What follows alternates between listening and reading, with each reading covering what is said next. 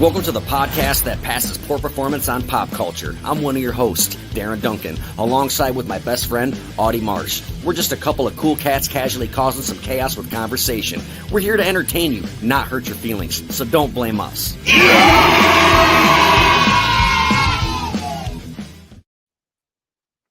What it is, homeboy? What's up? How are you doing this Friday evening? Saturday evening. I forgot we didn't go live last night. Yeah. I'm doing great. I'm actually enduring some resin printing right now. So I got my window open. Like, awesome. It's so potent in here. I'm probably going to get cancer from this. I'm not even kidding you. But don't say that. I need a co-host. I can't do this by myself. Come on, man. Yeah. So I'm just sucking in the fumes right now for you, for this podcast, for viewers. Like, I appreciate it. Yeah. You know what else I appreciate? What's up? All of our viewers, our amazing viewers that we love so much for hanging out with us on a Saturday evening. Super gigantic shout out to all of our patrons, our producers that's been donating money to our Patreon. We really, really appreciate it. That's absolutely. It's so amazing that there's people out there that are doing that for us. And at the end of the episode, we will all give you a very special shout out and give you producer credits. I'm gonna send this to Brent. Give me a second. All right. So while you're doing that, I will inform everyone on tonight's topics. We have a special guest, our first special guest named Vladimir DeWinter. He is the CEO of a mystery box subscription company entitled Zompire. Very cool company. I can't wait to have him on and converse about that, as well as him growing up in Baltimore. We're going to talk about FSU, which is some people say it's a gang, some people say it's not. We'll get into that. It is definitely a group of individuals who like to fight and cause a ruckus, and they are called FSU. It stands for Friends Stand United. We're also going to talk about sideshow attractions, freak shows, things like that. People stapling boobies to butts, and as well as the club kids, which if you're not familiar with that, there's a movie called Party Monster. And yep, we're going to get into all of that interesting shit, and I hope you enjoy it. We've put a lot of work into this, so I hope you have fun. All right, so should we bring in on our guest or what? Yeah, let's the bring man him of the on. hour. He's nipping at the butt right now. He's messaging me right now to come on. I can't message you, man. I'm what am I gonna be missing every seventh letter? It's gonna look like what's that serial killer, that the alphabet killer or something like that. You have to decode it. Yeah, I don't even know who that is. The alphabet killer. That doesn't sound familiar to me. Yeah, well, maybe that'll be my name. I try to write my note, and I'm missing every freaking seventh letter. What your finger, man? You just got a finger amputated on Wednesday. What was that all about? You smashed it? Yeah. So my day job for a while was I was a machine operator at a lumber mill, and one of the sizes we ran is a 4x6 piece of lumber that was 12 feet long. And in front of me, where the lumber would kind of come up, there was a little metal guide rail. And when I flipped it like this, when I flipped it like this, it landed on my hand. And basically, the weight of the 4x6 landing on my finger on that guardrail blew the tip off the bone pretty much. So they stitched it back together, and I was going to physical therapy for like a year, and it just would not get any feeling back. It kind of felt like, when you sit on your ankle for too long and your foot goes to sleep. Right. It felt like that 24/7, like even when I was sleeping. And so I had to take like gabapentin to like calm it down. You know what I mean? Man. And so it just got after 14 months to a point where they're like, look, either you got to live the rest of your life on these drugs and your finger this way, or we're going to cut it off. And I was like, well, I'm doing my best to look like a Bond villain. So I got the scar down my face. I got a gold tooth. You know what I mean? Like, every villain I've ever known, it was like he had 4 fingers on his left hand, and that was like a distinguishing mark, right? So I said, fuck it, man, just take it off, I guess. No worries. Yeah, and they let you keep it, right? Yeah, they let you keep it? Yeah, so he originally was like, no, but then he started telling me about, like, there's a few native tribes where I live at in Washington that, you have to have it to get buried or something like that. and so they make exceptions. And well, I was like, well, I'm not, you know, a part of any tribes or anything, but it is really important to me. And I pretty much sweet talked them into it. And so they have to send it to like pathology, I guess it's called, and they preserve it in some manner, and then they'll give it to me. He said it takes a few days, but they'll give me a call to go pick it up. So is it Yeah, going to be in like a jar of formaldehyde, or what? They're going to stuff it like a deer, or what the fuck? You know, I'm not really sure at the moment. I'm hoping it's just like a jar of formaldehyde, because I thought something cool would be to get like a glass vial with like somebody fashion a top, so I could wear it as like a necklace. So I'm just giving everyone the finger. You know what I mean? You know what you should do? You should like cut little pieces of it and then put it in your mystery box and be like, here's a piece of the owner. You own a piece of Zompire. Yeah. I'm not what I kidding you. People were telling me to raffle it. I had people like, I'll buy it off you. And I'm like, dude, that's just too weird, man. Like, yeah, I want it for me. I have like a wet specimen collection of like different animal parts and brains and whatever, you know? So it'll be nice to have like a part of myself in my collection.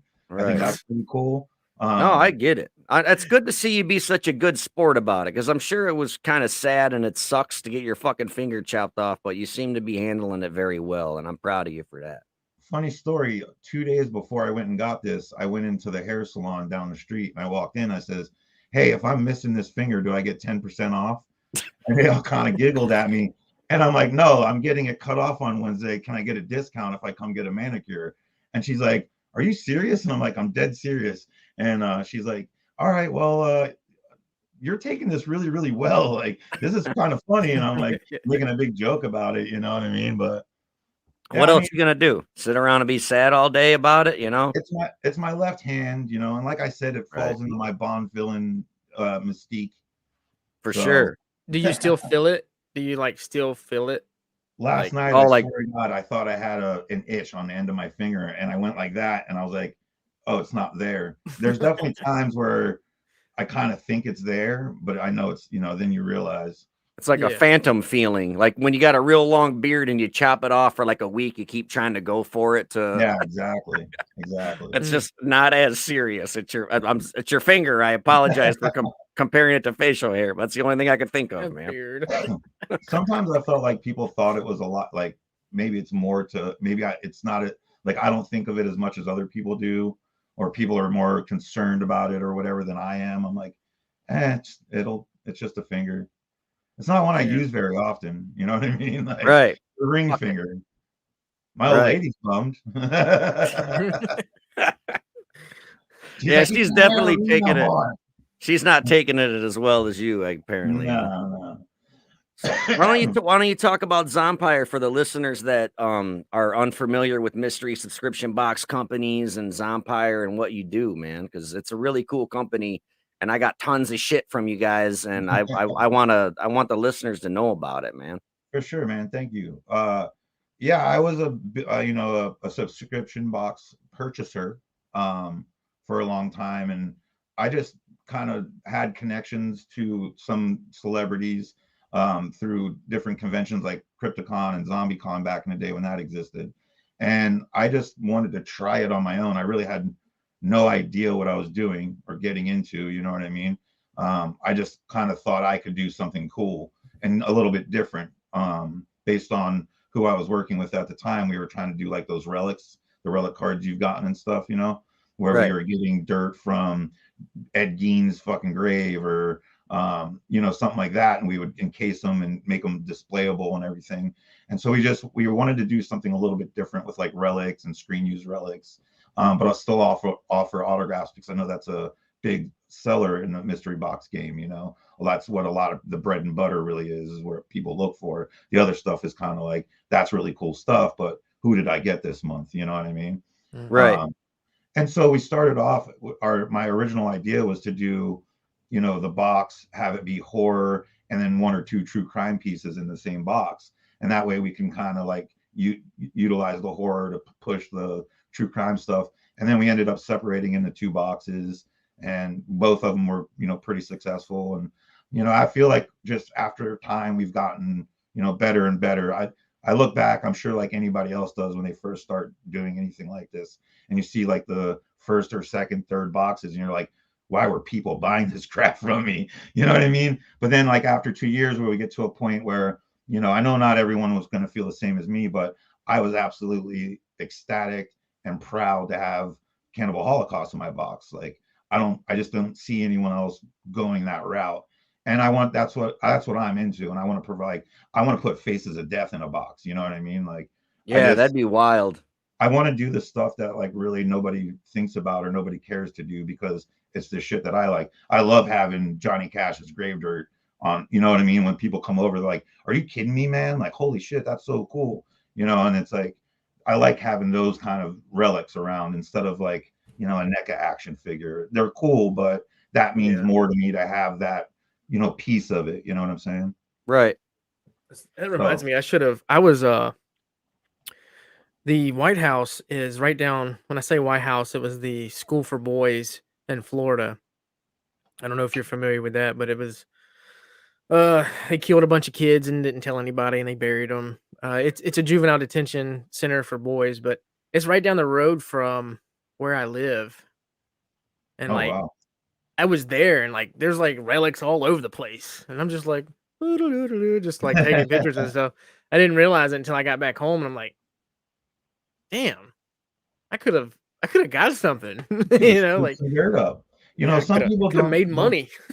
some people don't really see the value in it, but I think it's, you know, a way to like kind of have some like feel like you have a piece of that moment Yeah. in time, whether it's the making of a movie with a, you know, a shirt relic or whatever, or dirt from the gas station in Texas Chainsaw Massacre we did, Mhm. you know. Like I just, to me, it's like having, if you feel like you actually own that piece, you know. Yeah, Yeah. it's Americana, man. It's a part of the history, and it's the closest you can get to owning or being a part of it, Right. you know, or having it at your house, you know? We Well, all got DVDs and shit, you the know? funny It's thing like is I am a big sports nerd. I know Audie, you know, me and him have talked sports in the past. And one of the things that they do in sports cards now is they have like autographs on the card and pieces of the jersey worn in the Mhm. game embedded in the card. And that's really what got me thinking about trying to do it for Zompire and do it like for horror and true crime stuff was Yeah. the fact that sports were doing it. You know what I mean? I always wanted a piece of Dale Earnhardt's tire from his car, the one or he like a died piece of in? the wreck. Yeah, yeah, or the piece of car that wrecked. And like I'm not being morbid, but I'm being morbid. But No, I mean I have that's the stuff kind like of that stuff in is my house, yeah, it's not kind of crazy. specifically Dell. Right, I I got mean, a I get piece of it. the robe that Eileen Wuornos wore on death row, you know? We got Yeah, strange things like that, and I think it's like, I mean, serial killers aren't people to be glorified or looked up to, but it's like I said, it's a part of Americana, it's a part of yeah, our history, whether we like it or not, and it's like, I kinda wanna have a little piece of that in my house. Fuck it. yeah. Well, Well, and I I think that's had go Vlad. ahead. I had Charles Manson in this closet for the longest time. Blood, I right? Or the his blood ashes. painting with his ashes, Oh, Yeah, really? and like I kind of regret getting rid of it, but I made so much money off of it. right.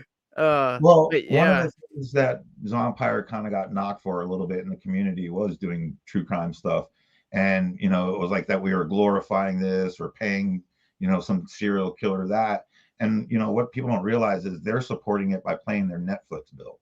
You know what I Right. mean? Like there, when you pay your Netflix bill, that money doesn't go to just the movies you watch. It goes to everyone who's put content on Netflix. yeah, And so you're still financially supporting it if it's online, if you're paying your you know your Netflix bill or your Hulu bill or yeah, whatever. So you know what I mean? It's like it's just so hypocritical when people try to jab at us and we're like, really? Like, do you think I bought these from this person? They've been dead for years.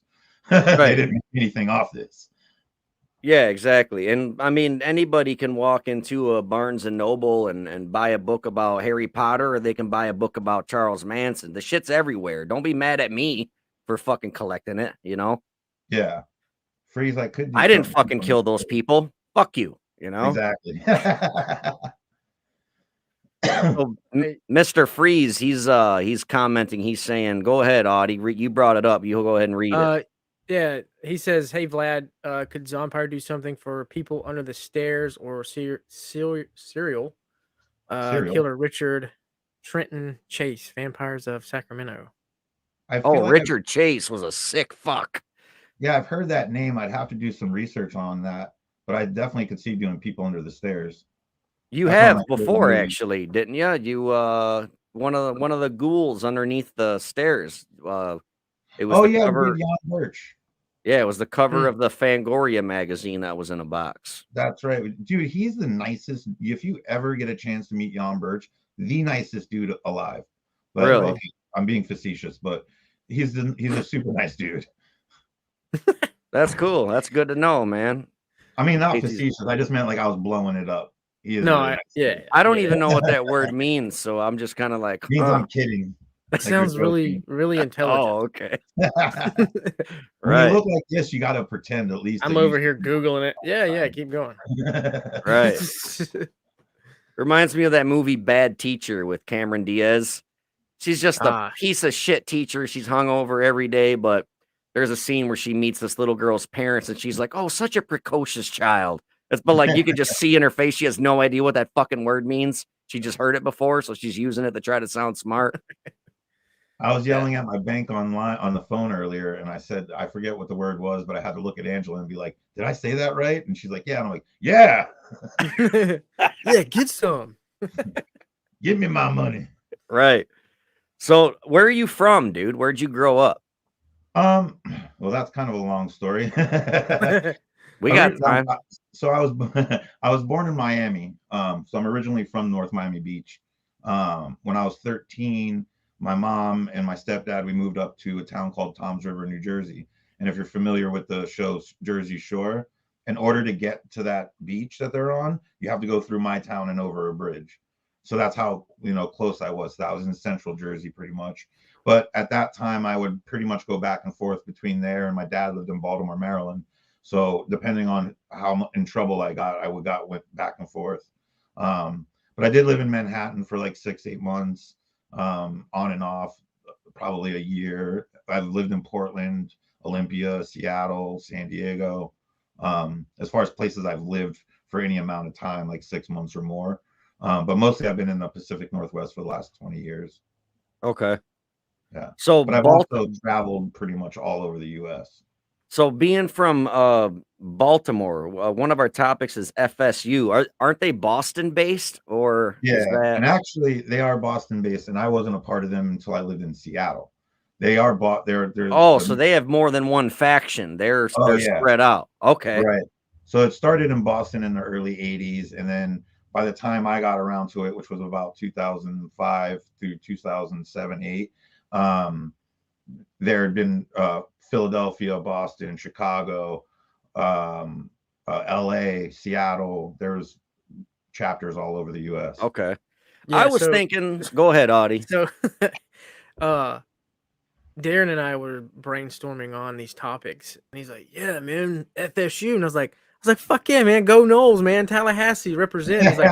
He's like, "No, fuckface, I'm talking about the gang FSU," and I was like, "Dude, what is that even like? What is that?" You're in the background doing the chop. Yeah, I was about to like put on a Florida State jersey and we can talk all day about Florida State. But well, funny story that actually has to do with FSU and your FSU.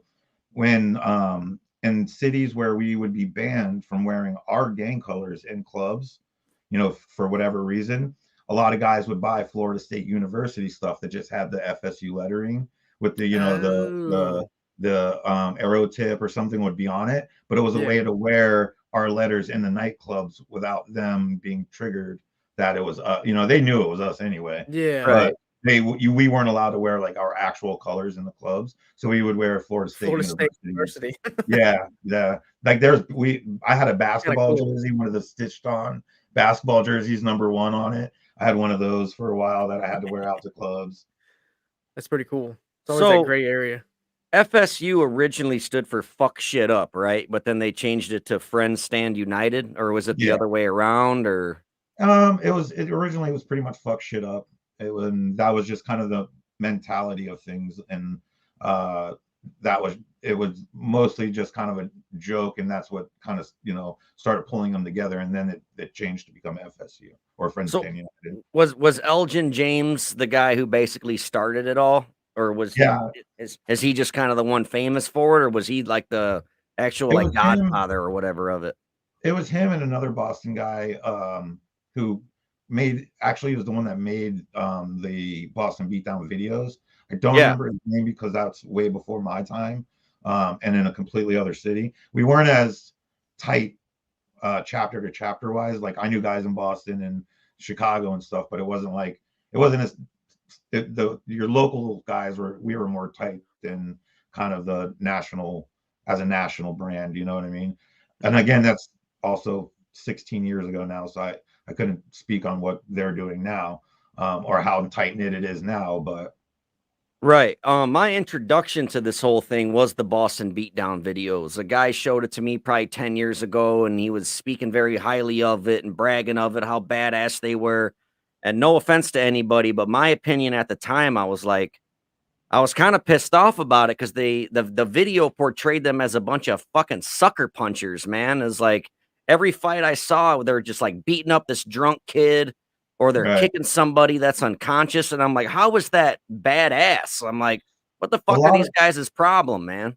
a lot of the fights in Boston Beatdown weren't actually members of FSU. It was just fights that were caught on camera in Boston. That makes a Um, way more sense now because I've yeah, seen so like ghetto brawls and like brawling broads, and then there bum was fights. bum fights. Yeah, That's another yeah. one. Yeah. Love bum fights. I actually YouTubed it the other day. I was like, nostalgia reasons. Rufus. Wasn't it Rufus?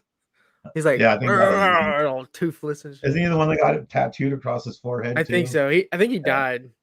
I think That so the too. the dude who started that got in a shit ton of trouble for that, if I remember Yeah. correctly. He did, but I also remember he still made off with like Shit $20 ton of million. money. Yeah. Oh, I'm Money. sure he did.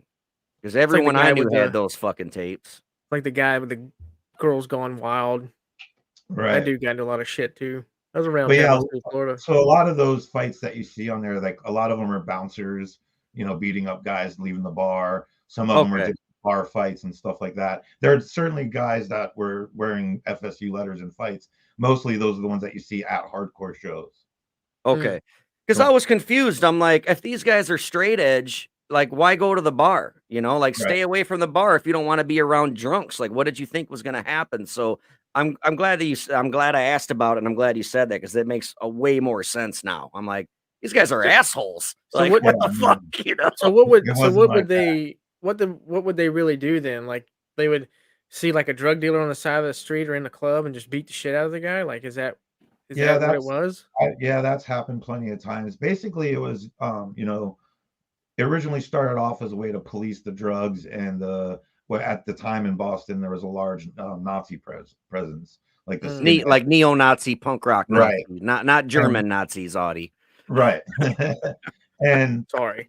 basically they band together to kick them out of the scene because they weren't racist and they didn't feel like that should be a part of the hardcore scene, and so they band together to basically kick the shit out of these guys and get them out. Well, then it became more about policing the scene as opposed to just being a part of it, and then I think that's where a lot of the later kind of violence and things like that, where it was a little bit more a lot of people involved with a little bit of people, or our motto was friends don't let friends fight alone. So Okay. if your brother's in a fight, you start fighting. Yeah, and like so us in the army. there's kind of like a mob mentality in a lot of ways. You know what I mean? Yeah, Elgin Yeah. James, he said that his plan was to, quote, victimize the victimizers. Yeah. And so they started robbing drug dealers and things like that, kicking them out of their clubs. And the violence was basically like a means to an end. Like because pacifism doesn't work. Like Elgin James's parents were activists in the 60s. They smoked a lot of pot and they were his adoptive parents. Right. And he must not have liked them. And maybe it was the pot that he didn't like. I don't know why he became straight edge. Maybe that had something to do with it because he didn't like his parents and maybe they drank and smoked pot. And so he didn't like it. And he wanted to rebel against it, I'm thinking. He's written a book and he's done a bunch of interviews. And if you listen to him speak, that dude is so smart for being a street kid. You know what I mean? Like for a legitimate street kid in Boston, that dude is like beyond smart. You know what I mean? Right. Yeah, because he grew up in Boston in the 90s, and there's a documentary I seen where he shows where it all basically started at this apartment building. They had no heat, no running water, none of that shit. Right. And that's when they started like kicking the crack dealers' asses that were hanging out in front of that building. Him and his buddies would start doing that.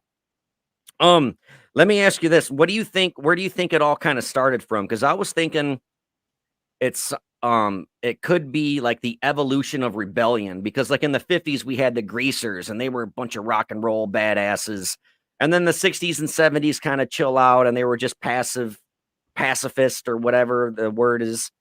And then like it's just everything skips a generation. So I'm thinking maybe in the 80s, that's when punk rock started coming around and they were getting rebellious. And then the 90s, they started doing this anti-drug thing, this straight edge thing. Do you think that kind of makes any sense, like evolution of rebellion? Or Well, I think a lot of it has to do with the kids that were born in like the late 70s, like my era, late 70s, 80s, and were really hitting their stride in the very early 90s, were introduced to bands like Earth Crisis and that had these strong anti-drug messages, because I think that it's coming up in the what do they call that when we were kids? The house key necklace kids or whatever, keychain kids.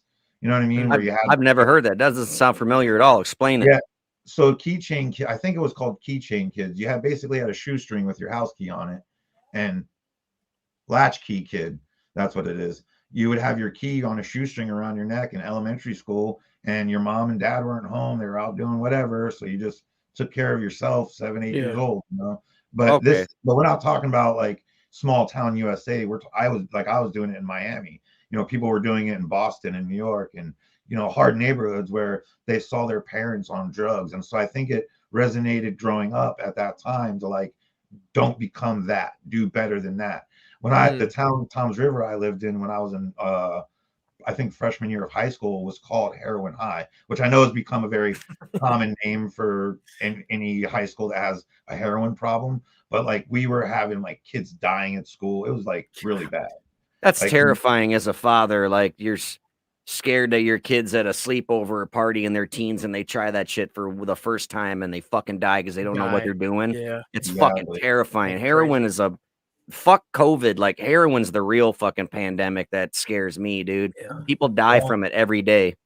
and then you know just think about like all the other stuff that's out there instead. You know what I mean? Where these kids are just they'll skip everything else. They're like they don't want to smoke weed or anything. They're like just a, you know Yeah, what I mean? like And all the marijuana was the gateway drug. It was described to us as the gateway drug. It was the first yeah. one you tried, and then you Yeah. tried some acid, and then you did some coke, and before you know it, you're sucking dick in the parking lot, you know? Funny story.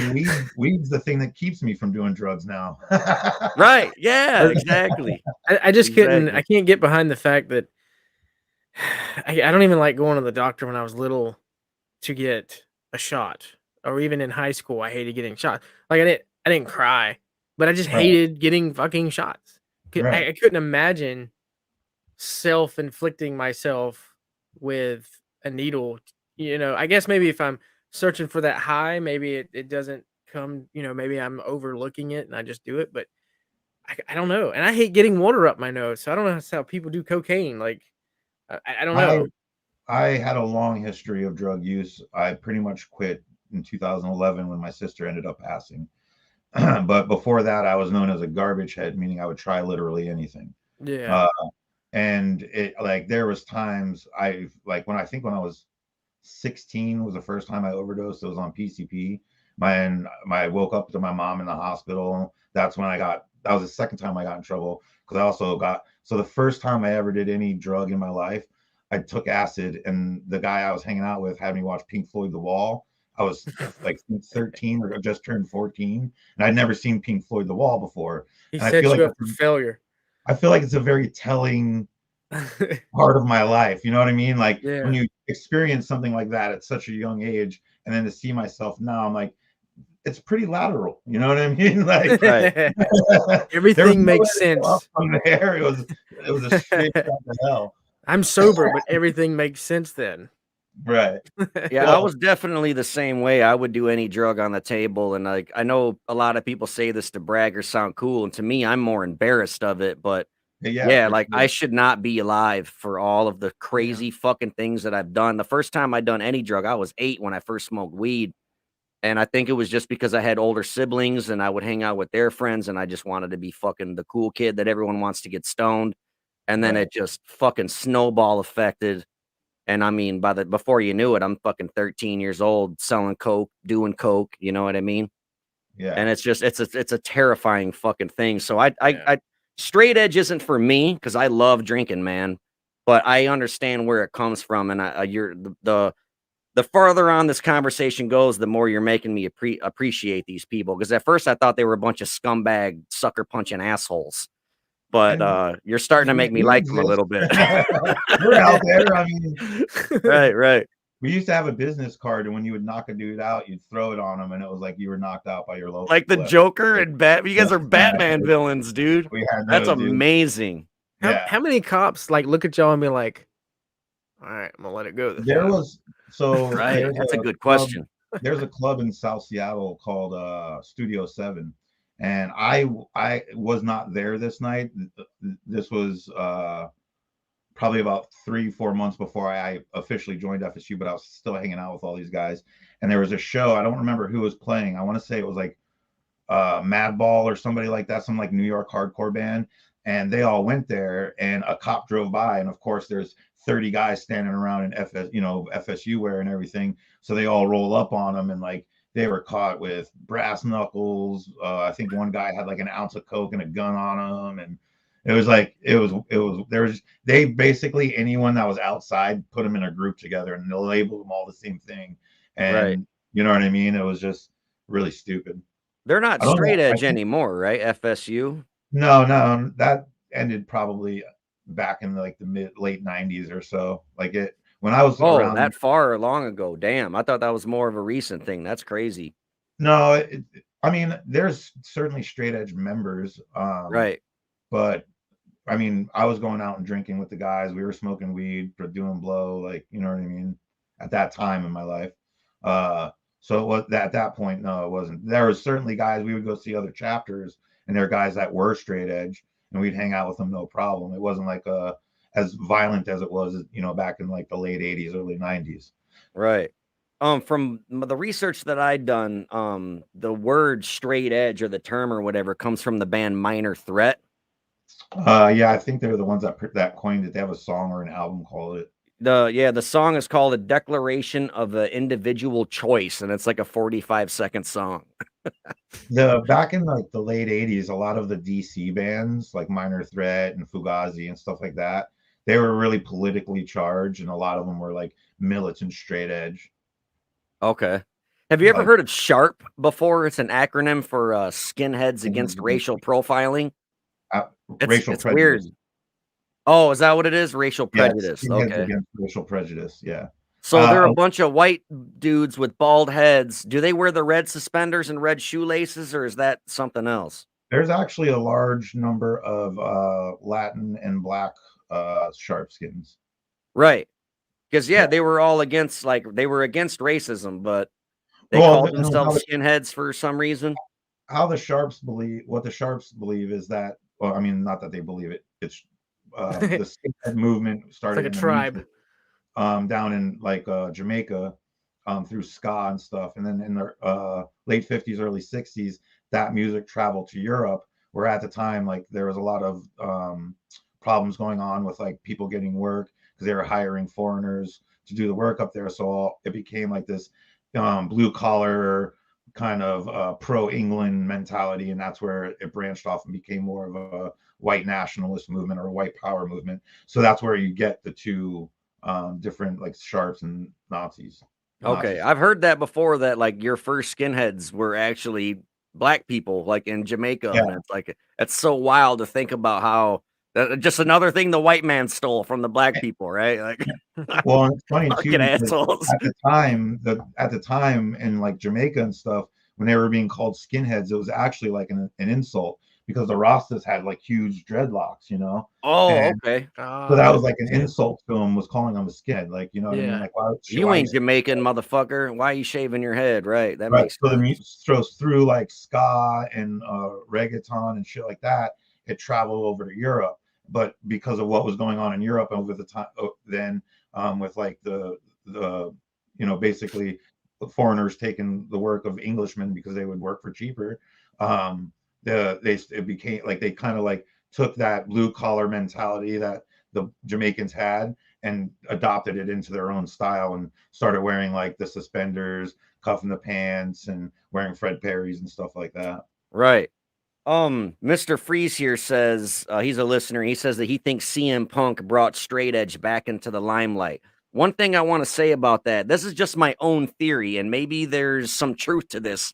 Maybe you can help me figure this out. But because CM Punk wears the X's on his hands, and I see a lot of straight edge guys do that. My own, like, did this come from because when you would go to a club and if you weren't 21, you didn't have an ID, you couldn't drink, they'd draw an X on your hand? Exactly. So the bartenders knew not to serve that guy. So now they wear them as like, hey, I don't drink, I don't do drugs. So is that where that came from? That's exactly awesome. right. I figured that all out all by myself. I didn't read it or anything. So what's the deal with the red suspenders and red shoelaces? Does it mean like blood that you've shed for your crew, or like is that a right that you got to earn to wear that shit? Is it symbolic for anything? Well, I know that, for different parts of the country, whether you're a sharp or a Nazi or whatever you are, a lot of different shoelaces colors mean different things. Okay. There's even like gay pride ones and things like that. So, I mean, I don't know. I know that red is not one to wear unless you're a white supremacist, and it supposedly means that you spilled blood for your race. But I don't, I also know sharps that wear red laces. So okay, because I had a pair of skater shoes back in the day that had red, because they were red shoes and the laces were red too. And I got fucked with a lot over them. And I'm like, dude, I don't know. My fucking mom bought me these. Fuck off. I just thought they were cool. Well, yeah, right. Those like brown logging boots that come with red laces. Have you ever seen those? Yeah, I'm like, well, what do those guys do? Right. They just bought these damn new boots and now they got to buy fucking laces. Yeah, that's bullshit. So at the end of the day, would you call FSU a gang? Because Elgin James claims that it's not a gang, but by definition, I would say that it is, because the definition of the word gang literally means organized group of criminals.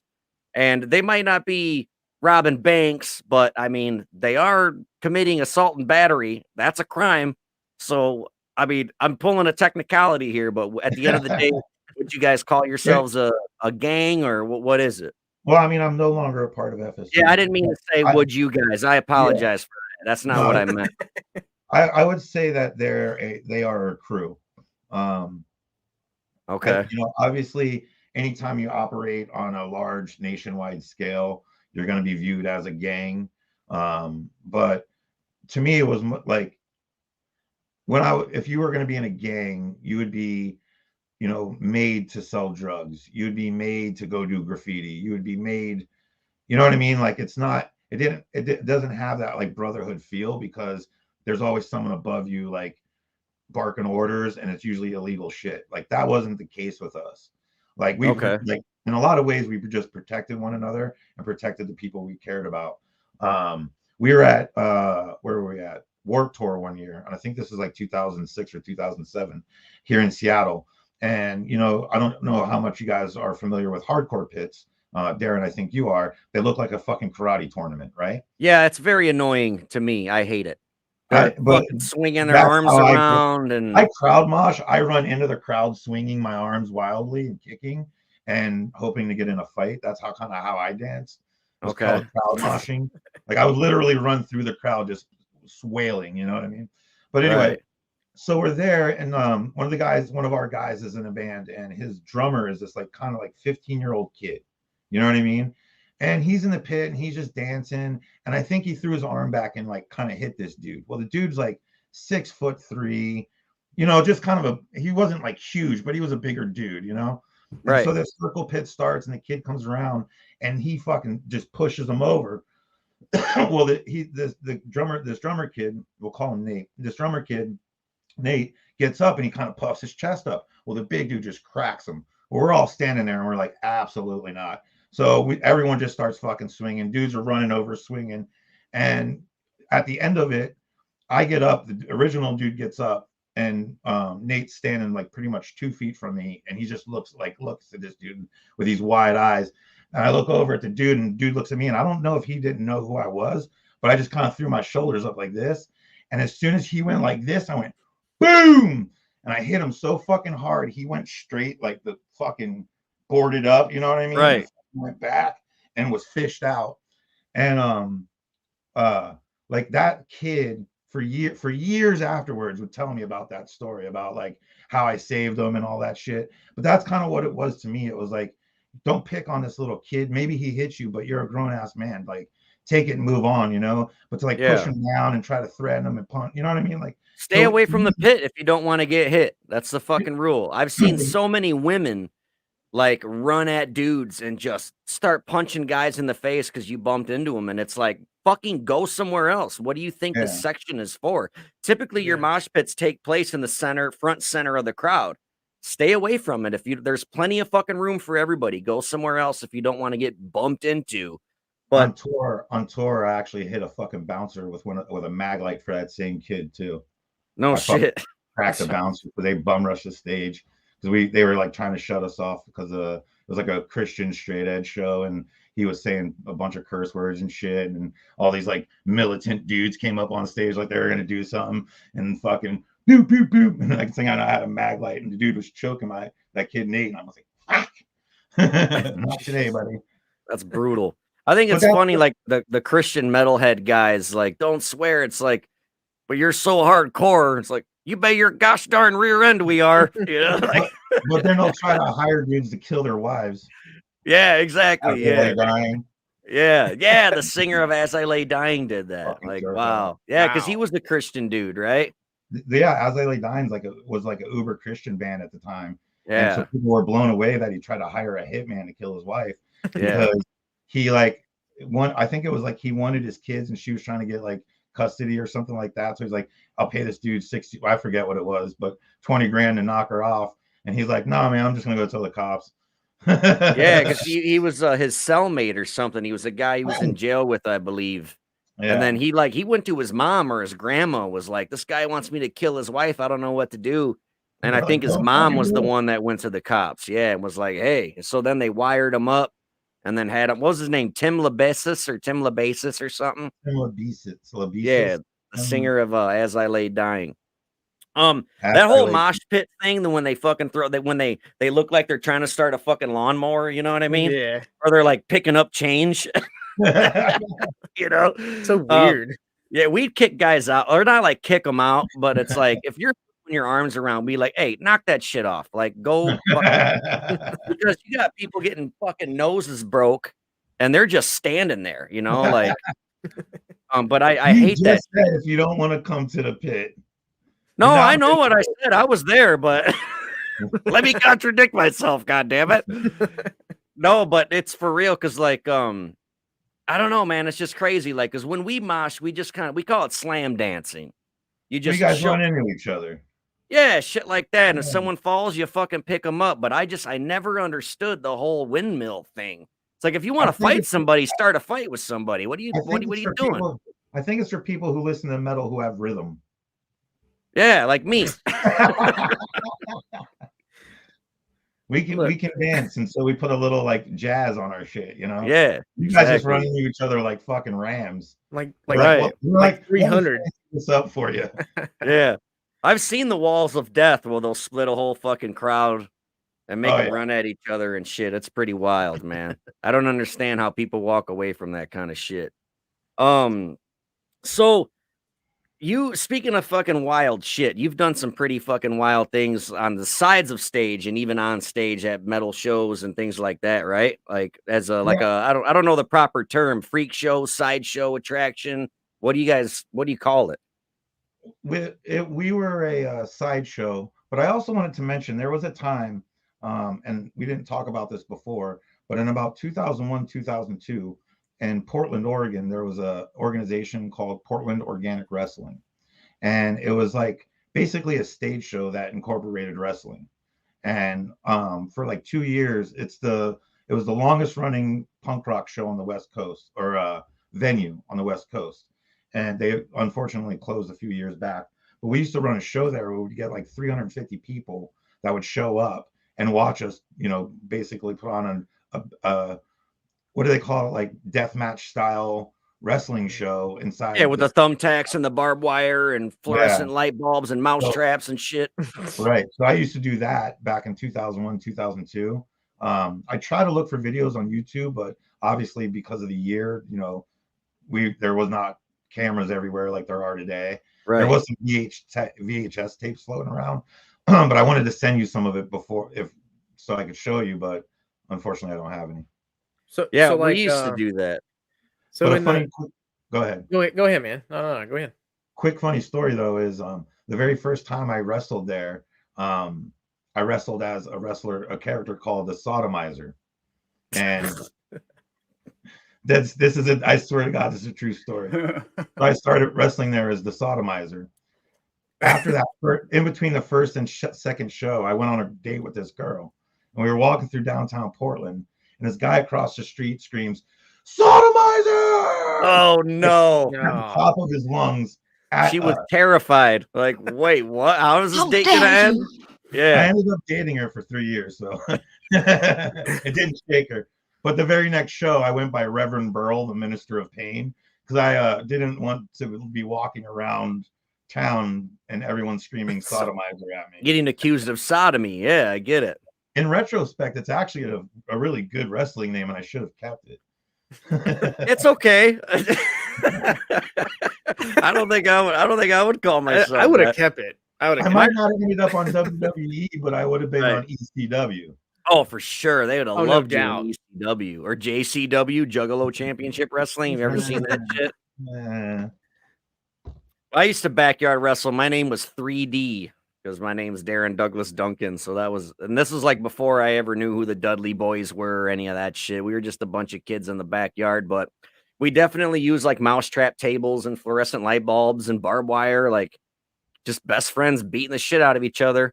It was all scripted. We half-assed knew what we were doing, like, you know, what we were going to do and stuff. But man, it was some of the most fun I ever had in my life. It really was. Like that guy that he's on Facebook. He's got like a large following, and he's like a littler guy.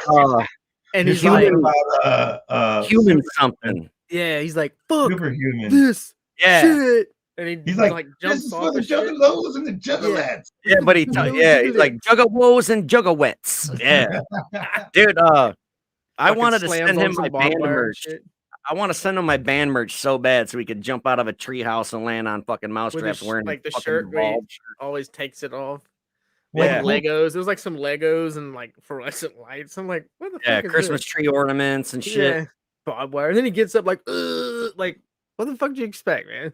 Yeah, right, exactly. The cool thing about doing that wrestling shit first was it actually got me set up to like mentally prepared to do the circus shit.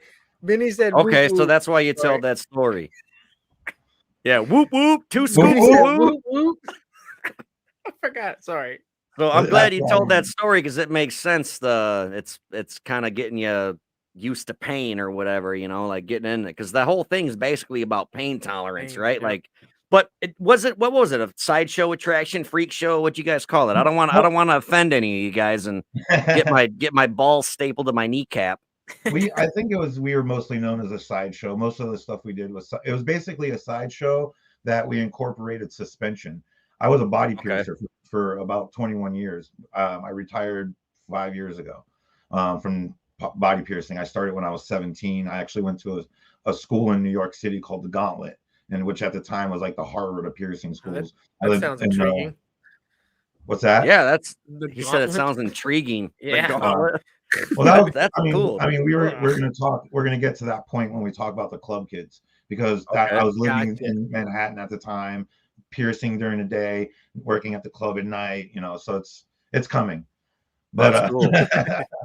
But no, so like it's basically like Sideshow, but we incorporated suspensions into our show, and so we would perform, we would do bed of nails stuff and you know things like that. But to end the show, I would typically suspend a guy from his kneecaps or his rib cage or you know something like that.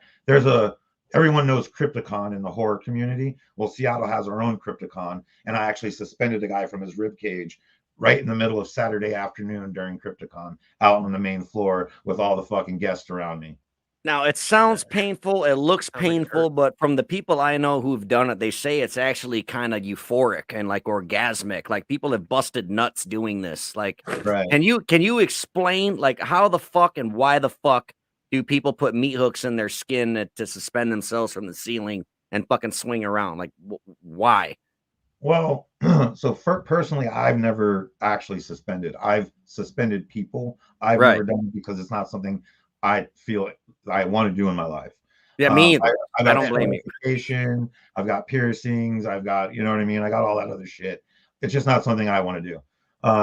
My wife has done it, and she said that it kind of, once you get over the mental block of your feet leaving the ground, but like being pulled up that way, there is a very euphoric feeling, like your body just kind of releases an endorphin that just makes you very relaxed. And a You're lot of times weightless.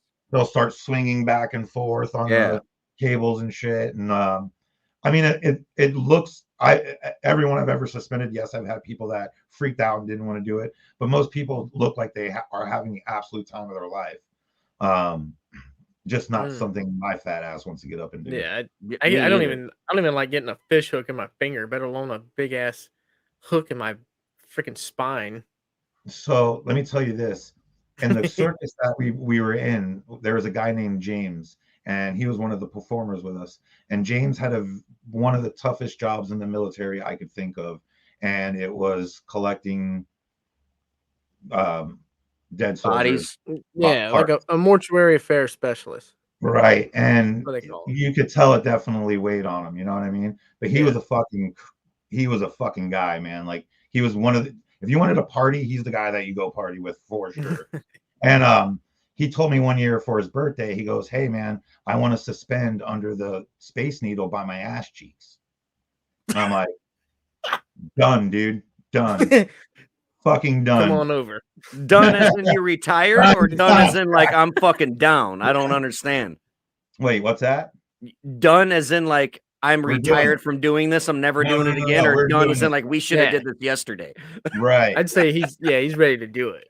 So he's like, for my birthday, I want to hang from my ass cheeks. From his ass cheek. I'm Okay. pretty sure if we're Facebook friends, you can go to my Facebook and there's pictures of it. Now, do you go through just like the 7 layers of skin, or are you hooking meat or what? On him, on that one, because it was only 2 hooks, one in each ass cheek, and he didn't have a whole lot of ass to like, really get in there.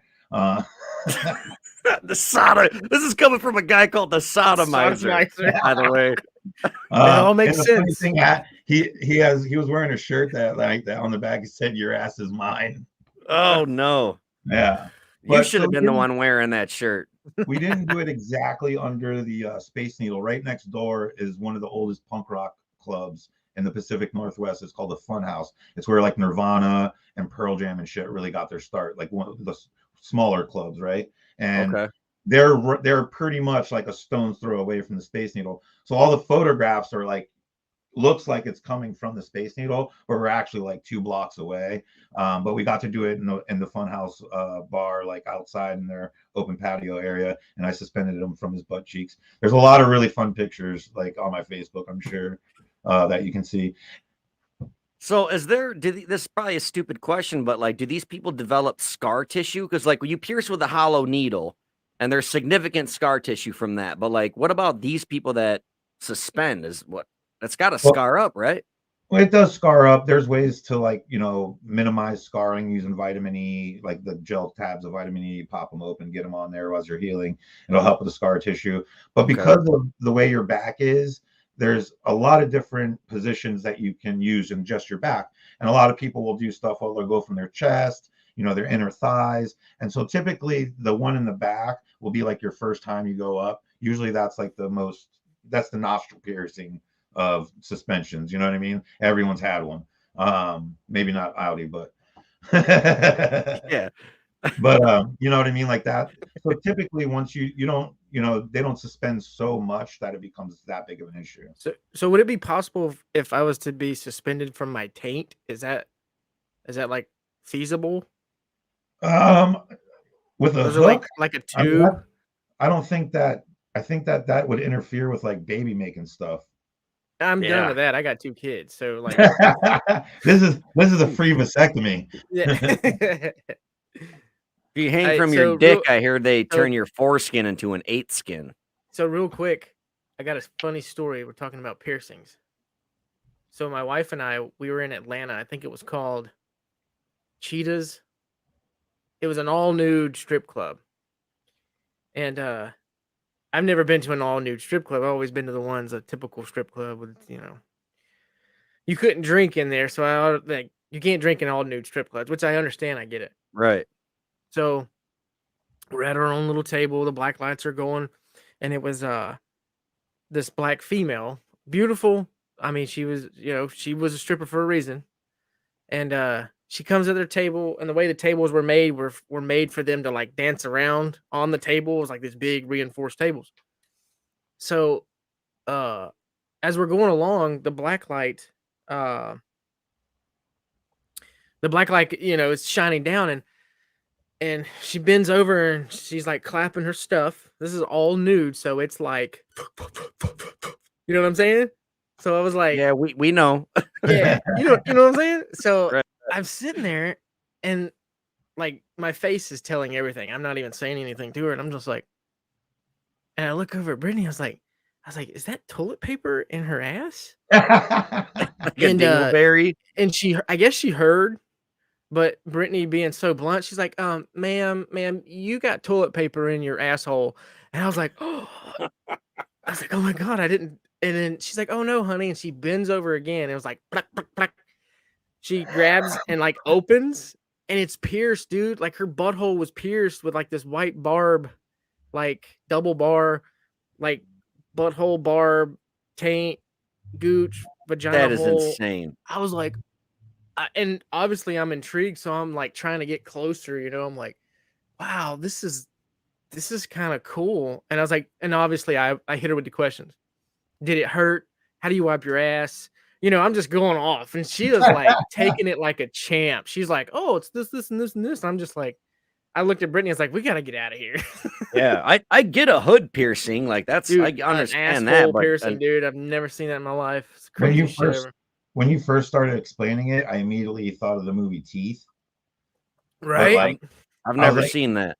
oh my God, you're missing out, dude. The greatest horror movie, way better than Scream, dude. Like, I was just gonna say I'm missing out, but this is coming from the guy who likes Halloween 3, so I don't trust your judgment on horror movies. Hey, I have a good taste in horror. I'm sorry you don't. It's whatever. Yeah. Never mind. I'm gonna stop with the whole you were attracted to a girl with a butthole piercing. I'm not if you going saw it in anywhere. real life, you would have been like trying to like pick it out for her. Like I was almost to the point where I'm about to pick this girl's toilet paper out of her butthole. This is the way I am. How dare you? I don't know, but man, that is just absurd. So what's tell me some crazy fucking horror stories from being a sideshow artist, Vlad. So real quick, we know we got the main event that we're gonna get to Sure. about your piercing mishap. Oh God. But, one more question. All right. So is it good money, like sideshow stuff? Like, Absolutely is it legit? No? Okay. No, I mean our biggest show we did was the one we were supposed to do was the Exotic Erotic Ball, which was like 30,000 people, and we ended up doing that was canceled. It was in San Francisco. We drove all the way down there, but we ended up doing a show for like 2,000 people, which was pretty awesome. Then we did the it's a New Year's rave in Seattle. I can't think of the name right now, but that was like another, I think that was 10,000 venue. So we performed in front of like some big shows. I think for that 10,000 venue one, I got like $125. Typically, it was a couple of drink tickets, and like if you go to the ER, like we'll buy your Percocets afterwards. You know what I mean? Like, wow, yeah, they were like a free good show. I've seen some wild shit at shows, man, when they get them sideshow guys in. Like, I know a lot of it's training, like sword swallowing, and like I've seen the nail in the nose. Like, anyone could really do that if you work your body and train your body. But I've seen dudes like staple his nutsack to his wife's tit, like through $100 bill, and like there's no preparation for that. You just you squeeze the trigger and hope for the best. That's jackass shit, man. It's insane to me. No, listen. You know those like wall hooks that you would hang your bike on? Yeah. We had a guy that would take 2 of those that had a chain link that was holding a cinder block, and he would put them like in his eyelid right here, right, and pull that fucking cinder block off the ground. And 2 guys would take sledgehammers and hit either side of that cinder block and break the cinder block while it was hanging from his eye socket. I've seen people lift buckets of sand with their eyelids, but I ain't never seen them fucking beat a goddamn brick hanging from it with a sledgehammer. I believe he broke his eye socket. I know once, but I think twice doing that trick. For $125. Like, and some Percocets. Hey, yeah, you know, Percocets too. YouTube fame, man. You know, Hey, man, Percocets go for a lot on. on the street, so he probably got way more money out of the Percocets than he did the fucking the monetary gain. But I mean, at that point, you kind of need the pills. You can't really sell them on the streets. Yeah. Well, I mean, I would do one where I would drop trow and I would take like a porcelain dinner plate, put it in front of my junk, and a guy would take an axe and break the plate over my. Man, y'all must be tight. Y'all must be some close ass friends, and like, because I love both of you to death, but I ain't gonna let either one of you get near my junk. You know what I'm saying? One of especially with a fucking axe. Like, what the fuck are you guys doing with your lives? I would lay on a big bed of nails, and we'd put like 5 porcelain plates on me, and the guy would climb a ladder and drop a bowling ball, and it would smash all the plates while I was laying on the bed of nails. That is crazy. So how I met Angela was I was performing in the circus. The reason I got brought on was because I was a piercer, so I could do the suspensions. Originally, I wasn't supposed to be in the show, but I kind of just weaseled my way into the show pretty much. But Angela was what was called a grinder girl, and so she wore a leather bikini that had metal plates over the boobies and the chocha and the bunghole. And then she'd have like these little metal plates here, and so she would take a little angle grinder or whatever and be like busting sparks off her titties and stuff like that. Yeah, I've seen that. It's really cool. I didn't see her do it, but I've seen it done before, you know. Yeah. That's how I met her. That's what she started doing. And so we got cool pictures from like the first year we met, where she's like standing on my face and it's in a pile of broken glass. Or I'm laying on there's a really cool picture where I'm laying on a bed of nails and she's standing on top of me with her arms in the air like she just won the goddamn Olympics. And then the whole roof of this club was skateboards. Like it was wallpapered like actual skateboards drilled into the roof. So it's a really cool like visual of like me, you know what I mean, getting stomped out by her and then all the skateboard decks and stuff. See, that's the Christmas card I want, and nobody fucking sends me shit like that in the mail. That's the save the date thing that I want to see is your face in a pile of broken glass and your wife standing on your fucking ear. You have a hair sample? Yeah, I do. I got a sample of his wife's hair, Audie. So fucking awesome. So I'm like I could right now. Like I could do all that with like just Photoshop, man. It's Photoshop like kill the industry, like like Photoshop killed the Sideshow star. I think that's a song. So I just come up with a great idea. I'm gonna do some Photoshopping. I'm gonna be hanging for some shit. Just wait. I'm gonna post some pictures. I'm gonna show you. But you know what I'm saying? Like stuff like that. Like here you are doing all these crazy fucking pictures, and like at the time it was like, yo, this is real. But then you got those assholes that could easily Photoshop that. It's like, I mean, you can see it and be like, yeah, they're taking away from it. But if you're not really there, then it kind of loses. Yeah, like if you're not, I mean, but that's really anything, the experience of being there. For me and her was being there performing. Yeah. But there's people that were at the show that have that memory of it too. Yeah. And it's just like a cool photo of that her and I get to share from something cool we did. Right. That we had professional photographers that like really were into the art. Yeah, it's obviously not Photoshop. More or less, I was just painting a picture with just people being assholes and. Yeah, like me, sure. I would Photoshop me hanging from my taint, just to be an asshole. There are people out there who fake it, right? Like, because I've been to a place before and I saw a married couple do the Sideshow thing, and like she was a pretty big gal and she's just stomping and jumping on broken glass, and I'm like, there's no way that's broken glass. Like she would be fucked up. Like, but it had a sound. I'm thinking it was like those clear gemstones that you can buy that you put in a pot that you grow a plant in. You know what I mean? Like I know that there's got to be tricks of the trade, certain things you can do. Like, for instance, one of the tricks we did that was pretty simple, and if you think about it, it makes absolute sense, is we would get a 10-foot rebar, you know, and with the grinder girl would kind of grind down the end, but we would sit it right here in our throat, right? And then another guy down on the other end would put it in his throat. And then we sit there and we bend it with our throats. Well, a 2-foot rebar, you can't bend that. A 10-foot rebar you can bend, but as the girl is hitting it with the metal sparks are coming off of it while you're bending it and shit, it's more of the illusion, right? Yeah, it's fucking cool to see, man. Right. And like, so for instance, one of the tricks we'll talk about is my dick ripping story. Yeah. I'm ready when you are, dude. The trick to that, so the trick to this one, right? I had a Prince Albert piercing and I had it for probably 20 years. I don't know, but it was a 2 gauge. And I wore. Hold on, before we say that, the Prince Albert, there's multiple dick piercings, like a Jacob's ladder, where they got barbells that go up the top of the shaft. When I was a piercer, I did a Jacob's ladder on a UFC fighter. You did like what? Straight through the head type I did a Jacob's ladder on a UFC fighter. Oh, no shit. Yeah, his name was. You know what sucks? We went up 8% in the last couple days on women listeners. I can't wait to see the percentage after this fucking episode. So thank you all ladies who watch and listen. But anyway, so Prince Albert, explain that exactly for those that don't know, that aren't familiar with dick piercings. There's really no nice way to say it. When you show us on the screen, use the small finger. Actually, hold on. I just got something in the mail today that I think. Oh boy. Okay. So this is a Malcolm McDowell Clockwork Orange. Oh, cool. The mask. Yeah. I've never seen one of those. That's awesome. Yeah. So I got it yesterday. Did you buy that? So there's a guy named the Angry Unboxing Nerd, Mike Tapp, and he's been a collector for a long, long time. And he did like a box. Like if you gave him so much money, you're guaranteed more value in your box than what you paid. This was one of the items I got.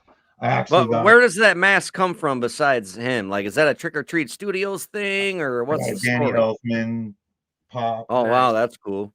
But I've never seen a mask like that from the Clockwork Orange. I did not know they existed. Now I know what I'm gonna get Malcolm McDowell to autograph that. That's amazing. Yeah. So let's get back on the Prince Albert piercing. Show us how this works. You have a urethra here, which is the pee hole. The pee hole. Right. Well, back here, after it's been circumcised, back here underneath the head, there's a little sweet spot where before the shaft, right? Oh, I'm familiar with it. So the piercing goes in through the urethra and then comes out through that little sweet spot in the bottom. And it's typically like a ring or a little barbell, so you have a little ball. So when you piss, is it like a shower head? Like, like do you sit to pee because it's going everywhere? And if you hold it right, you can go like like a fucking sprinkler. Does it really do that or no? If you try hard enough. So your piss actually comes out like that. It'll hit the jewelry and fucking spray. Okay, well, since my accident, I am unless in public, I sit to pee. Make your joke now, you assholes. No. I ain't gonna make fun of that. Oh, you're quite a manly man. I'm not gonna make fun of you for sitting down to piss. You've had your dick pierced. I'm not about to compare each other's fucking dicks. I was like, it's simply because I don't want to clean up the mess. If you thought like boys had a hard time peeing in the toilet before a dick rip, once you have a dick rip, because the way it healed is like, you know, when you take a hot dog and you microwave it for like 30 seconds too long, and it splits, that split in the end. That's what it looks like now. But it kind of makes the head of my dick look a little bit bigger too, so I'm not bummed about it. Oh yeah, I bet. So what's the scar tissue like? The sensation, is it still kind of sweet to have it, you know, touched or whatever? So I'm trying not to be too graphic because I don't want to scare away the listeners, but I gotta know, man. Big rib. I love on the bottom. So actually, when you're circumcised, right? And I'm gonna get kind of scientific on you guys right now. But when you're circumcised, because you no longer have that protective layer of skin over the head, it gets desensitized from like rubbing on your jeans and just every day banging it around, right? So it gets desensitized, they say like 80% compared to someone who hasn't been circumcised. Wow. Well, when you get older, if you get a Prince Albert piercing because of the location, it opens up nerve endings that have been pretty much shut off your whole adult life. So it brings back sensation that you lost because you were circumcised, or circumcised. So is that typically why people get the Prince Albert piercing? Right. It's to bring back sensitivity, but then it also kind of acts as like a French tickler for, your partner. For the lady. Okay. Right. Wow. Because I know why, like, you get an eyebrow piercing or a septum piercing because it looks cool, but you don't really walk around with your dick hanging out. So I always wondered why people get their dick pierced. Depends what profession you're in, I suppose. The other thing is too, is actually the how I ripped it out and everything. Yeah. Is an actual, even if you didn't have a Prince Albert piercing, there's a medical procedure you can get called a meotomy. And what it is it's a lengthening of your urethra. Is that when you're sick of having your Prince Albert and you're like, you got to get this me out of me, get this out of me? I'm sorry, go ahead. Typically, it's when you have a small urethra. It's like a lengthening of it, so it makes it easier, like less painful for guys to pee. Okay. But it's also an elective surgery you can have done to get back sensitivity. So basically, what I did by tearing it out was making it 70 times more sensitive. So it's a lot more pleasurable. And like I said, that little tear makes the head just a wee bit bigger. That's awesome. So you literally have a swollen member then at this point. Yeah, pretty much. That's fucking sweet. I don't know if I told you this or not, but the cool thing is, have you ever heard of the show Portlandia? I've heard of it, but I've never watched it. So if you watch the first 5 minutes of Portlandia, they actually talk about me ripping my dick out. And really? So the show that we were performing at, there's a punk band. I don't know if you're familiar with them, but they're called Poison Idea. And they're kind of like a gutter punk band. They've been around for like 35 years. They're from Portland. And they're very big in like the Portland, like, or not the Portland, but in like the kind of like gutter punk scene. Like they're like very, very old, well-known band. And they only perform once a year now, and it's on New Year's Eve, and it's in Portland. And so we were their opening act. And so this is kind of like a big deal in Portland in the punk rock scene, was to be at this show. Well, we opened the show, and that's where I did my trick where I tore my Prince Albert out. And I'd say about 8 months later, the show comes on Netflix, and my phone blows up. They're like, dude, you got to go watch Portlandia. I'm like, what's up? They're like, they talk about you. I'm like, what? And he's like, another text, go watch Portlandia. They talk about you. I'm like, what the hell? So I go home, turn it on, and they talk about a guy picking up a car battery with his dick and tearing it out. And they say the Jim Rose Sideshow circus, but it was actually us. So I don't know why they used the name, but they actually said Jim Rose when it was actually us. But isn't that a real Sideshow company, the Jim Rose one? It is? Right. Okay. But there was writers at our show. So right. But yeah, so this is season 1, episode 1. It's right when the fucking whole... Yeah, they're walking through Portland, and the guy is explaining to the girl how weird Portland is and the weird things you'll see and how kooky it is or whatever. And he's like, yeah, you might see a guy, pick up a car battery with his dick. Like, you know what I mean? Fred Armisen. Okay. So I got to ask this, Vlad. Was it an interstate battery or like an EverStart diehard? It was a diehard for sure. I had to go because I was about to say, if it was interstate, you probably could have got a little bit of endorsement. Like I think Bobby Labonte was the one of the interstate NASCAR drivers. They would just put like a bloody cup on the hood of their car, or no, it would just be like hey, who knows? It would be like Prince Albert and a blown out dick. I don't know. No, you could have made a lot of money off that, dude. I'd have been like, "Where's my royalty check, bitch?" Yeah, no shit. There's one thing I want to say, and then there's a question I want to ask. One, you talk about how weird Portland is. Everyone I know that's been to Portland's lived in Portland say it's fucking full of some strange individuals. I was watching a cartoon with my son. I think it was Superhero Squad. It's about Iron Man, Incredible Hulk, all the Marvel characters, but they're kind of like little kids. But anyway, they're all like standing around at a bus stop, and this old lady gets off the bus and sees Iron Man and all these guys hanging out. And she's like, "Ah, it's worse than Portland."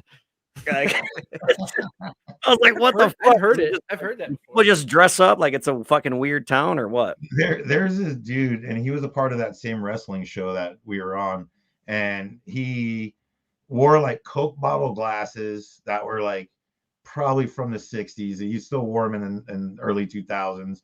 He was bald, but like had super long hair on the sides and was always like super greasy long. And he kind of had that Joey Ramone kind of posture.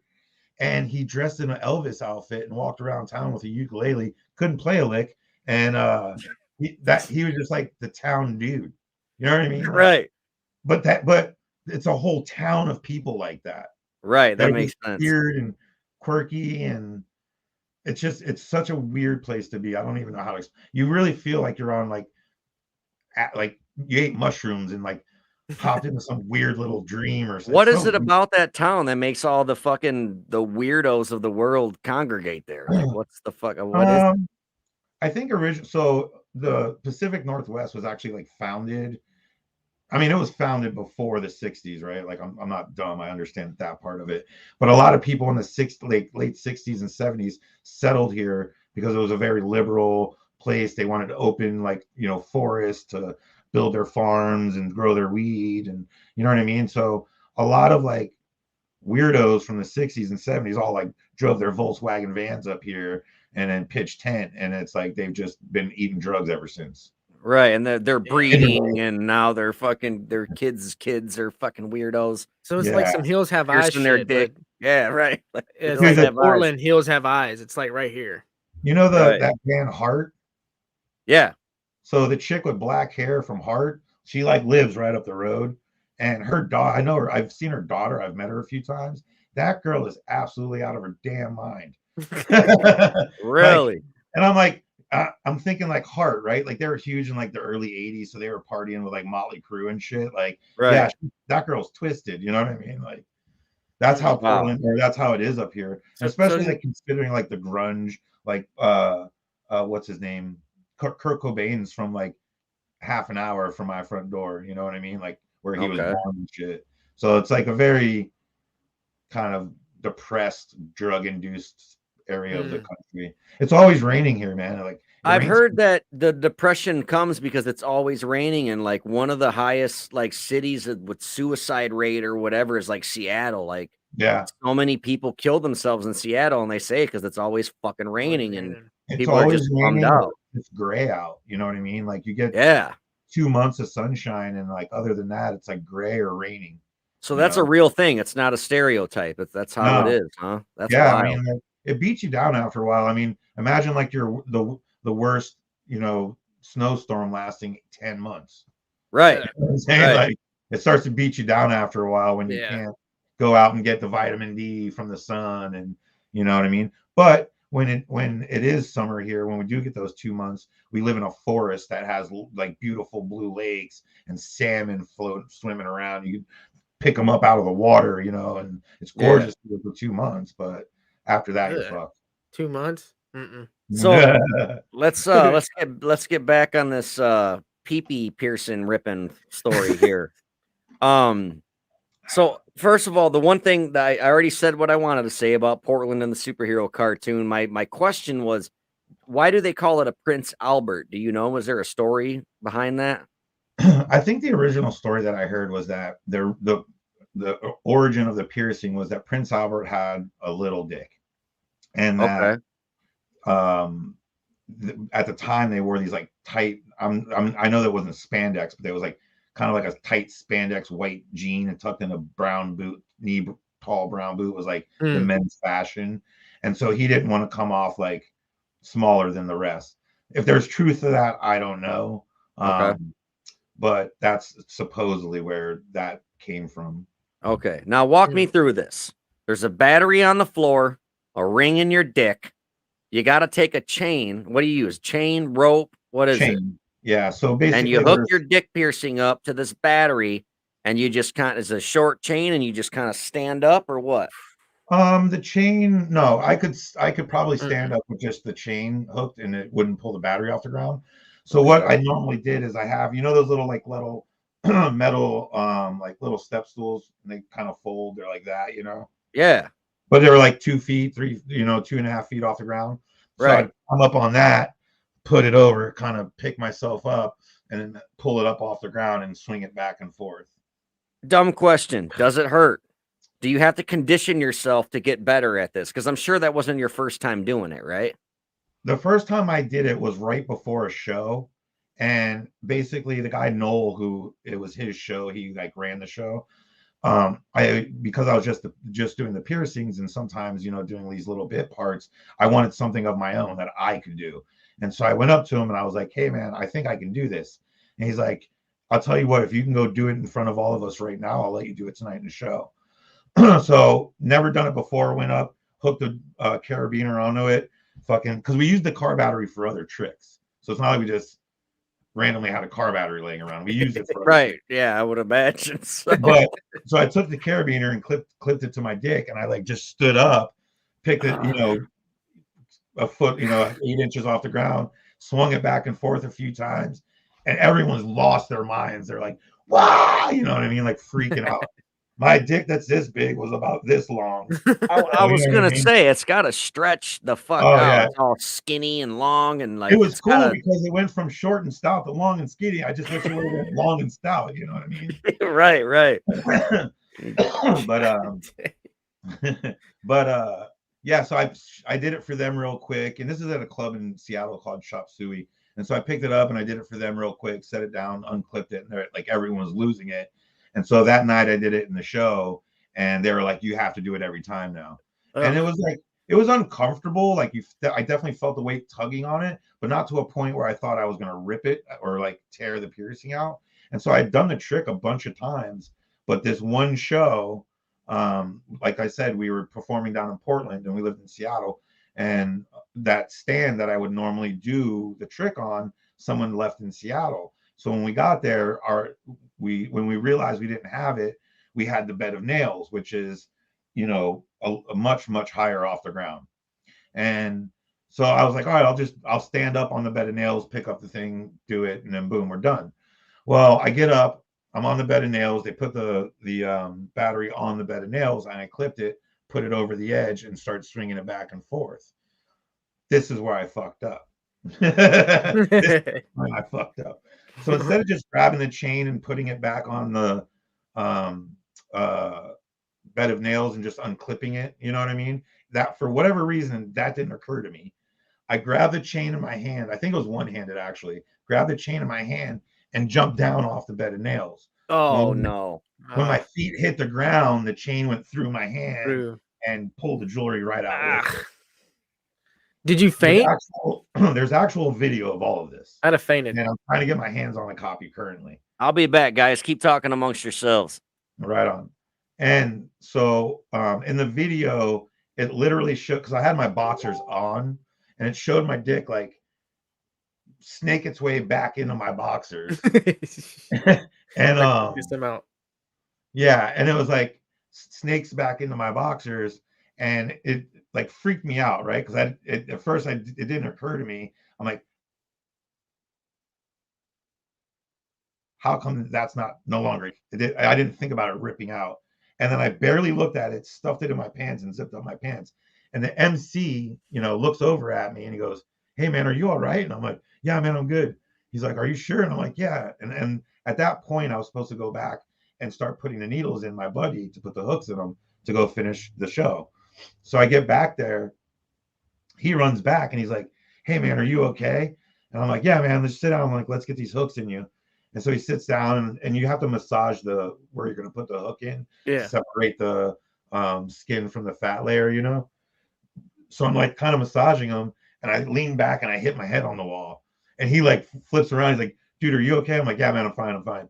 Started doing it again, and boom, I hit my head on the wall. And he's like, "Dude, you are not putting needles in me right now." He's like, "You need to go to the hospital."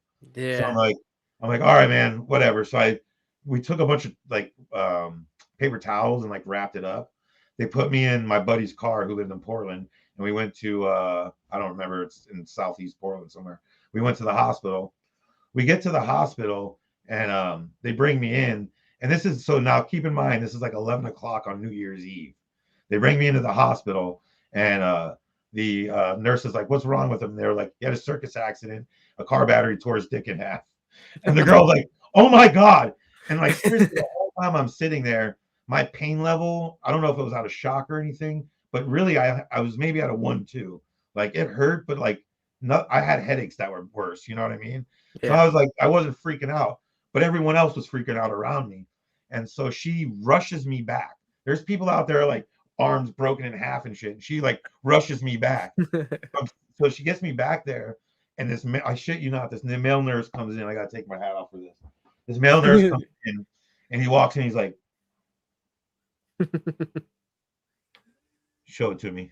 I have it like zipped up and wrapped up. And I'm like, this is your job, man. Like, why are you scaring me? So I unwrap it and he looks at it and he's like, oh my God, like freaking out again, you know, like, oh shit. Yeah, your typical ER employee has seen some shit. And for that, I mean, I guess, yeah, they probably got PTSD from that. Thanks a lot, Vlad. Why did you send me a male nurse? Right. That's even worse because a man is just going to sit there and try to imagine what you're going through right now and just be fucking traumatized for it. So I unwrap it. He looks at it and he's like, let me get you some pain meds. So he immediately comes back and shoots me up with Dilaudid. I don't know if either of you have been on Dilaudid, but it's my favorite drug in the hospital. It's immediate relaxation. Right. But so he shoots me up with Dilaudid, and I'm like, okay, I'm like trying to relax. They go and there's several doctors that look at it, and finally they come in like 12:30 or so, and they're like, look, you need surgery, and we can't do surgery till tomorrow. So we're going to keep you comfortable all night. There's somebody's going to come in, and they're going to give you the Dilaudid, and if you need a Percocet, we'll give you a Percocet. And I'm like, okay. So I'm sitting there. I'm like, it's New Year's Eve. I'm stuck in the emergency room. I'm going to have a good time. Like, fuck this, right? I was all by myself. I'm having a good time. So the lady comes in, hits me with a Dilaudid, comes back an hour later, like, you need a Percocet? What's your pain level at? 9. Throw me a Percocet since you leave. Come back a little bit later, hit me with Dilaudid. Come back a little, what's your pain level at? 9. There was one point I was dead ass asleep. She woke me up and asked me what my pain level was at. I told her it was an 8. She hit me with Dilaudid and I went back to bed. Man. My mentality is I'm in the emergency room. They're not going to let me OD. So I might as well like see have as much far you could take it. So I was partying with the chicks the whole time, like the nurses and stuff. I'm all like, you know what I mean? High as shit, talking shit, fucking having a fucking, everybody wanted to come in and talk to me about the accident. Meanwhile, you got an open wound because you had to wait for a surgeon to come in. So your dick's just split. I mean, remember those? God damn, did they give you a catheter? Like, how would you have to piss? What the fuck? That didn't come till the morning. Imagine if you took, like, remember those firecrackers, lady fingers? Yeah. And you put one of those in the tip. That's kind of what it looked like. Pow! And then so I got 20 stitches and a catheter in the morning that put me into surgery. They knocked me out for it. 20 stitches, 10 on the inside, 10 on the outside, and a catheter, right? So they wrapped me up, you know what I mean, with the catheter on me. I actually did a photo shoot with the catheter out, which was pretty fun. But I was riding like a lowrider bicycle and I was wearing an Eddie Munster shirt. It was fucking dope. That sounds amazing. I'll show you some pictures. But so they should post that up for our Patreon. If you're okay with this, I'd love to put this kind of stuff on for our Patreon subscribers. Oh yeah, I got a bunch of pictures from that photo shoot. I got one, you know, those little wooden box cars. I'm like sitting all gangster in a box car with my foot out. And you can see a big pee bag on my ankle. Why is none of this on an album cover? What the fuck? Like, somebody hire this man and pay for these pictures just so I can see him on the cover of a fucking CD. But so the next day they released me from the hospital and they're like, look, we're going to shoot you with Dilaudid one more time. And we're going to give you a prescription Percocet to take home with you. So I'm like, okay, cool. So I walk out, fill my prescription. And the whole time I was I'm a big like clothes nerd. I love buying clothes, like brand new clothes. Okay. It's my passion. And I was trying to convince everyone, like, we're in Portland. We need to go shopping while we're here. And they're like, dude, you just ripped your dick in half. You have 20 stitches in your dick. We're going home. And I'm like, no, Right. let's go shopping. And they're like, Yeah. no, we're not going shopping. So Hot finally, Topic's got a new sale out. there's a new Hardy Boys sleeve I need to get. Yeah, I need to go to Eric Comrie and Finch. But so they're finally Don't like, insult this man like that, Audie. You don't shop at Abercrombie and Fitch. I'm just saying the dude, As like, high as he was on Percocet, he might have. that's what I'm saying. Like, this dude's on perks, dick's ripped. Like, let we this can man him go shop wherever at the fuck American he Eagle wants. Outfitter this If this time. man wants to go to fucking, you know, I don't know, Spencer's or something, let this man go. Yeah, let him do what he wants. He's like one of those Make-A-Wish kids. His fucking dick ripped in half. Take him to Disneyland or something. Our doctor go, oh shit. Yeah, no shit. But the next, so they convinced me not to go shopping, and we're driving home on I-5, like going back to Seattle, and I make them pull over so I could puke. So every car that's going, I'm like, whoa! And every car that's going by is honking their horn at me because it's New Year's Day. So they all think I'm hungover. And I'm like, no, you have no idea how bad this really is. I'm dying over here. You know what I mean? But they're all like, boo, boo, boo. I'm like, no, I'm not. That's not it. Right. And, but the worst part is, so when I left the hospital, they were like, yo, we wrapped it up. Don't touch it for 2 weeks. Come back in. We're going to take the catheter out, check the stitches, boom, boom, boom. So I'm like, all right, cool. Leave it alone for 2 weeks. So like 5 days in, man, I'm in so much pain. I can't stand up straight without it feeling like it's ripping all over again. Like it was like I was in a bad, bad way. And then my old lady's like, you need to go back to the hospital. Like, this isn't right. You can't go another week and a half like this. So I go back in and the lady's like, dude, you were supposed to clean that with this and seesaw and blah, blah. I'm like, this is what they told me when I left. And so they had to like take everything off, and all the stitches had like pulled apart at that point. Oh and my God, dude. They're like basically like, look, we can try to do this all again, or you can just go the rest of your life like this. I'm like, I'll just go. It's fine. I got an ear torn out. Like my dick's no different. I just want to point out that you have a combat veteran cringing right now. Like, this man has seen some shit. Dude, like, I'm like giggling with my butthole right now. Right. Like, oh my God. Yeah, dude. Fuck like, that. there's no like getting kicked in the balls is the worst thing a man can ever like experience. Better alone getting your head, like the most sensitive spot, just blown out like a split tongue. You know, fuck that. Yeah, if I had a choice to get kicked in the balls 25 times by a horse or get my dick ripped in half, who's got a horse? Lining it up, baby. Line that horse up. Yeah, bring it. I would say this. I would never fight Vlad ever, just for the simple fact this man has had his dick ripped. What are you gonna do to him that's gonna hurt him? Like, oh, you're gonna break my nose, tough guy? I have my dick ripped in half. One time when I did live in Portland, this guy made a really good point to me once, and it's something I've always kind of thought about. But I worked at this tattoo shop in downtown Portland, and one day I'm sitting outside, and he was like kind of like, no, he wasn't a small dude or nothing, but I was sitting outside and he was standing in front of me, and the sun was like right behind him. And I looked up at him, I was like, hey man, you know, I never noticed how many scars you have on your face. He's like, yeah, man, that's why I don't fight people like you. And I'm like, why is that? And he's like, look at your hands, all your scars are on your hands. And I'm like, and at the time, you know, I was kind of young and pretty. So I was like, you know, my face wasn't as beat up as it is now. So I got it. But I was like, looked at my hands. I'm like, man, he's got a good point. Always check somebody's hands. Yeah, because that's from teeth and eyebrows, man. Yeah. All them scars. You just one up too, Vlad. Like now you got like that gone. So it's like, yep. I'm telling you, dude, it's my Bond. I'm becoming a Bond villain.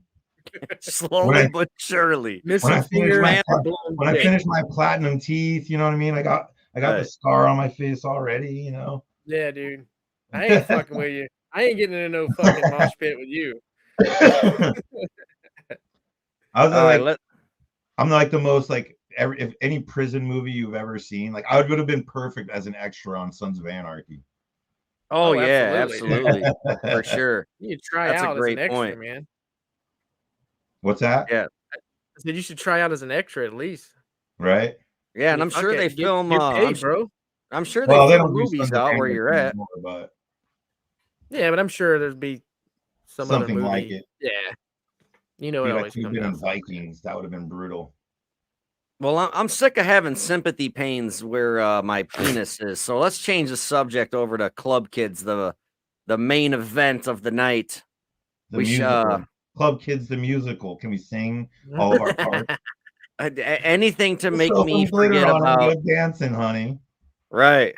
Oh my God. So before I get into my little description here of what the Club Kids are, why don't you give a brief rundown, Vlad, about just like how you knew them or how you were aware of them, and then I'll go into explain to everybody who doesn't know what they are, what the Club Kids are.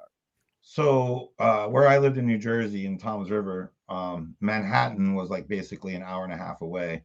So Wednesday nights through Saturday nights, we would all basically go to New York and go to nightclubs, even though we were like 16, 17. If you knew the right people, you got into places.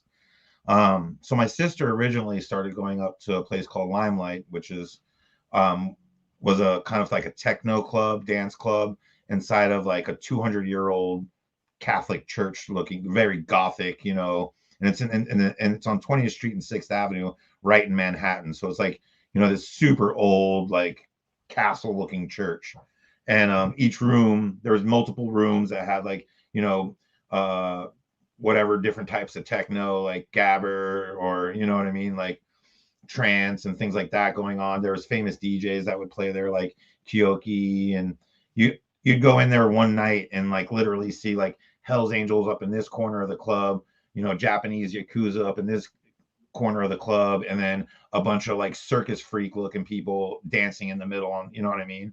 That's so strange to me that they didn't have like problems. I'm sure that there were sometimes, but for all Yeah, these people to be in this building and get along, it's so strange. it's I bounced in different clubs between New Jersey, Baltimore, Portland, and Seattle. Like I've bounced in like made big clubs, and where we were getting in fights of like like 11 dudes are fighting 10 dudes, and now 8 bouncers get involved, and now all of us are fighting in the streets. Like I've Right. been in fights like that, you know what I mean? And literally when I went to that club, like I know of issues that arose, but there was never fights. Nobody was And ever fighting And anybody. you would think, especially with somebody like the Hells Angels being there, like there probably wouldn't be much of fights. It'd be guns and padlocks tied to the ends of bandanas, and like people are Right. getting hurt. And in situations like that, it's like it's hard to tell who your enemy is. I know some of them were big burly biker dudes, and the other guys are Asians, but it's like when you're involved in a situation like that, it's like everyone's your enemy because all you want to do is walk away and survive. Right. Well, and It's I think fucking wild. just the energy of the club and the people that were there and the things that were happening in the club at the time were kept it from becoming like an angry or violent Right. atmosphere. You know what I mean? Like it even when someone, I would see like people like freak out on drugs, there were people that were there to take care of them, and it was like squashed like really, really fast. They were taken care of, and there was no more issue. Like, because the biggest issue that club would have had, being that they sold drugs internally, would have been the police being there for a fight, or of someone high on drugs who couldn't control it, and the police or an ambulance were going to need to be called. Like that was their biggest, issue, was if that were to happen. So anytime that there was anything issue, like there was something small, it was dealt with so fast that no one knew it happened, and it was, everything just kept moving. Okay, that makes a lot of sense.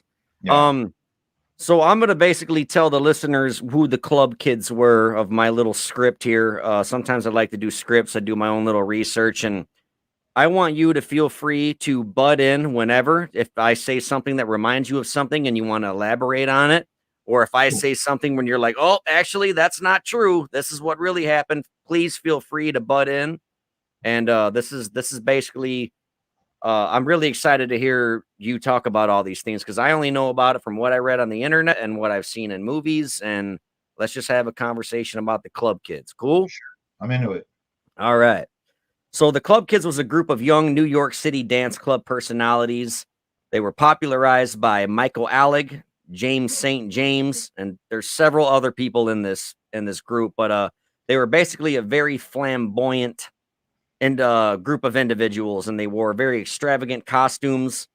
In 1988, Michael Musto, he wrote about the Club Kids and said that they were, quote, terminally superficial, have dubious aesthetic values, and are master manipulators. Several of them had very long lasting contributions to mainstream art and fashion. And I was talking about this earlier about how you see your emo kids and heavy metal kids, and like Marilyn Manson, he'd have like just stripes across his face or paint just his forehead black or things like that. And Marilyn Manson's even in the movie Party Monster. Yeah, he is. He's the truck driver, right? We're gonna get Right. into that too. So, former club kid Walter Cassidy, you know who he is, Wallpaper, right? Wallpaper, yeah. He was a DJ at the club I hung out with a little bit. Yeah. Um, Wallpaper said that the nightclub was like a laboratory, a place where you were rewarded for experimentation. And I think that's kind of cool that people could just come there and be just very extravagant individuals. You know, they celebrated individuality, and I thought that was pretty cool. I was just gonna say that the people that were the most strange and the most unique were the most celebrated. Right, yeah. There's he mentions that actually in the thing that I was reading about him. He was actually basically saying the same thing. That's fucking awesome, I think. So Michael Alec was kind of like the leader, I guess. Would you agree with that or no? Like Yeah, I mean, he ran the most popular club on the most popular nights in New York in the 90s and the late 80s and 90s in New York City. He was the promoter, you know what I mean, for the biggest thing happening in New York City at the time. Right. He came from he moved there in 1984. I think he's from South Bend, Indiana. And he started hosting like small events. And so how accurate do you think the movie Party Monster is when he meets the character played by Seth Green? Who did Seth Green play in that movie? I forgot. James St. James. That's what I thought. Yeah. Yeah. So was James St. James really like jealous of him, how fast Michael took over? Because James St. James was kind of the man at first, right? And then Michael came in and kind of took it over, or is that true or no? That's pretty much how it went. James St. James still, I mean, they were on a very similar plateau, I guess you could say, as far as like popularity and who knew them. Because Michael worked at, was the promoter for Disco 2000. He was like the number one guy, but he really became the number one guy by learning from James St. James. But in the club, like there was an outside world view of who was the top dog, and then there was the reality where Michael was the more flamboyant, in your face, personality, and James St. James was a little bit more reserved, but still swung the same amount of weight, if you will. You know what I mean? Okay. Yeah, that makes sense. So later on, when it all started to kind of meet its own demises, would you agree that it was because Michael Alex started adding drug dealers to the roster of the club kids? And because like we all know, Michael later became plagued by drug use and everything. And Right. why do you think he was bringing in drug dealers into the club kids? Like, I don't. Well, part of the nightclub scene, and that was real predominant with Limelight, was that when you went there, you would show up at 11, 12 o'clock at night, and then you would be there till 6 a.m. And then when they close at 6 a.m., you'd go to after hours until like noon, and then you would go have brunch. And once you would go to brunch, then you would go home and go to sleep. So that was like your day. You know what I mean? Right.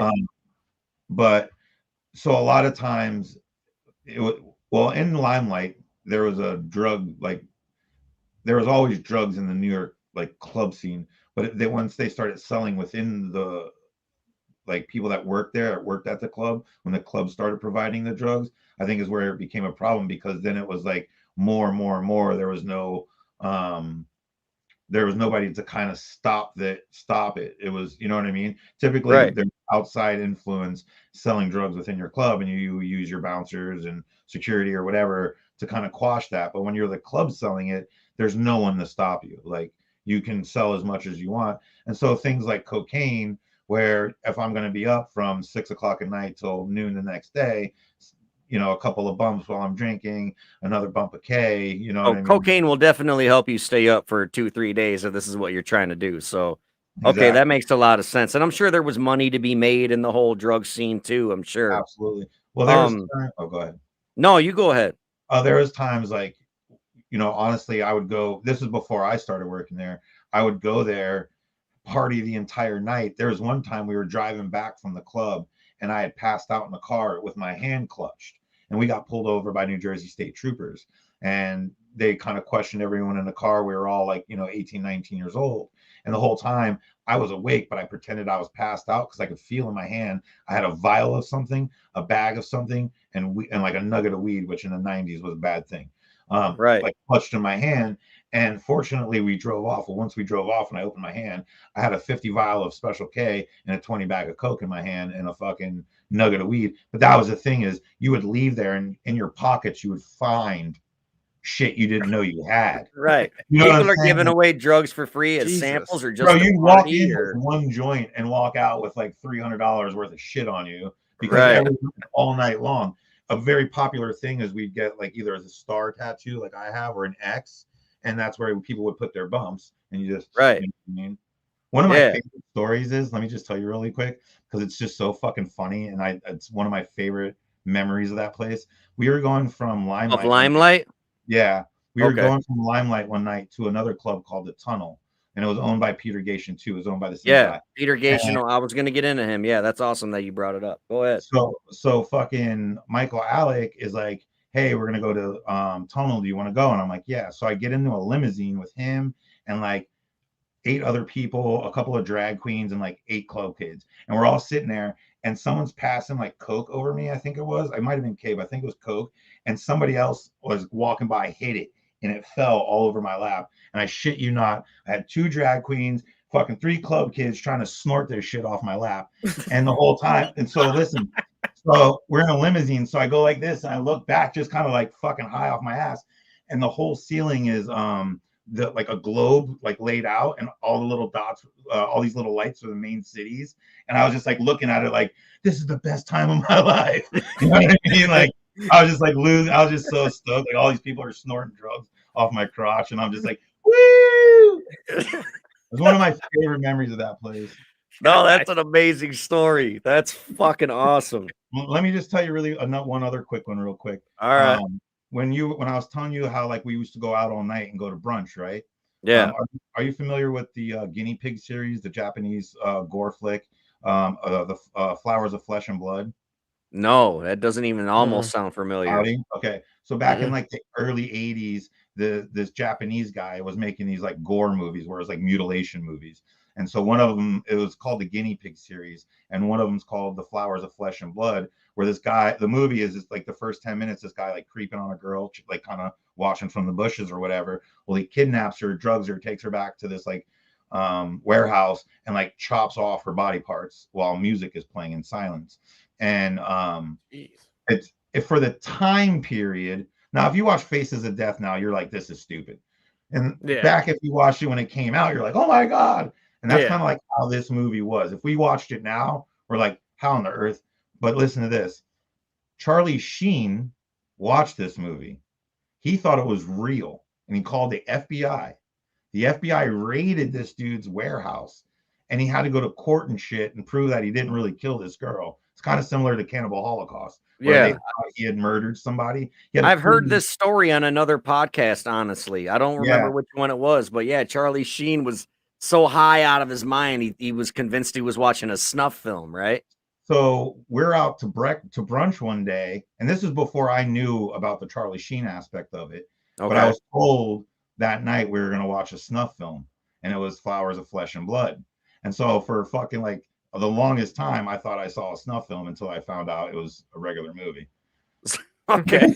So disappointed. I was out at lunch with like Michael Alec. That's who those are the ones who told me about the snuff, but it turned out to be the Charlie Sheen fucking bullshit. Like, so you watched it with Michael Alec, and he's the one who told you about this movie, and he told you it was a snuff film? We really thought it was a snuff film. So he thought it was a snuff film too then? At the time, right. This is like 90. Okay.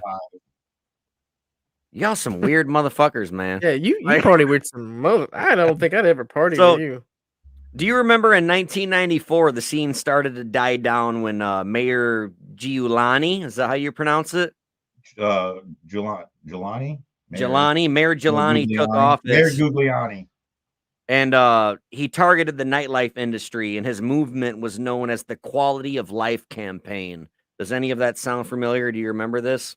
It does, because I was going there at the time, but it really didn't affect Limelight. I think it was till '96, which was after like pretty much after the murder and when Michael got arrested. Yeah. They did a raid shortly before that. Because at the time I was in jail. Actually, when Michael got arrested for the murder, he was in a town just south of me, but it was in the same part of New Jersey. And the county jail I was in, he was actually brought to. And I think he was there for like 36, 48 hours. I never saw him, but then he got transferred to New York. So I did like my year there. And then when I got out of jail at that time, I went up to New York, and the Limelight was completely different. It was like a normal ass nightclub in New York. Oh, so this was probably after Peter Gation owned it then, right? Or no? Right. That after I got out of jail, yeah. I don't Okay. think he owned it anymore at that point. We're go ahead. What were you gonna say? It right before I went to jail in '96 is when the club got raided. Okay. But I was still going there when it got raided. I wasn't Yeah, there 'cause tonight. It got raided, but I was still like fun. I was still going there at the time. okay. Yeah, we're gonna get into the Angel, into the murder of Angel here. But I want to say a couple more things about so Michael Alec, when he moved up here from South Bend, I believe, was his plan to replace Andy Warhol, and they started dressing up crazy to kind of make fun of the Andy Warhol and all those guys, but then they shortly kind of realized like, we just became everything that we made fun about. But they just like they kept rolling with it. Yeah, that part I'm not like 100% sure on. If that's something that you probably heard in a documentary or something, It was a direct quote from Michael Alec, so it made me wonder if like what was the whole thing with that? If like that was never something that I knew of, like was ever expressed to me with anything about Warhol. I know like later on when Michael like was kind of the era that I knew him, he was more into like horror and gore shit, you know what I mean? Okay. More than like the 70s. Any Okay. longer. You know, I would imagine earlier in his career I could see him being more like obsessed with that era of things. Right, okay. Because I know he wanted to recreate whatever it was, Club 58 or whatever that club was. 54, Studio 54. Studio 54. I know that was like his idea was to create a cooler version of that. And that's where like Warhol and all those dudes hung out. Yeah, yeah. And he was saying that they basically dressed up like all those people to make fun of them, and then they kind of got stuck in it. Right. And that's just what they did. But as their influence grew, so did their parties. They started in burger joints, semi-truck beds. So then they moved to bigger venues like, does the area sound familiar? Danceteria, the Palladium. Palladium. I went to Palladium a lot.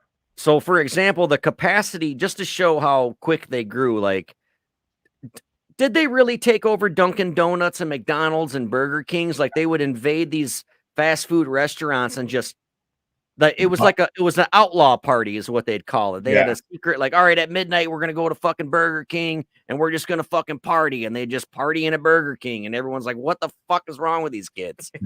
That's exactly what they do. And he'd buy like, 300 burgers and just toss them to everybody. And yeah, like why? Was it just to show how big their dick was and how easy it is to take over your bullshit? Or was it to have a middle finger in the face of society? Like, why do you think they did these things? I think a lot of it has to do with like, well, you know how they had those flash mobs a few years back?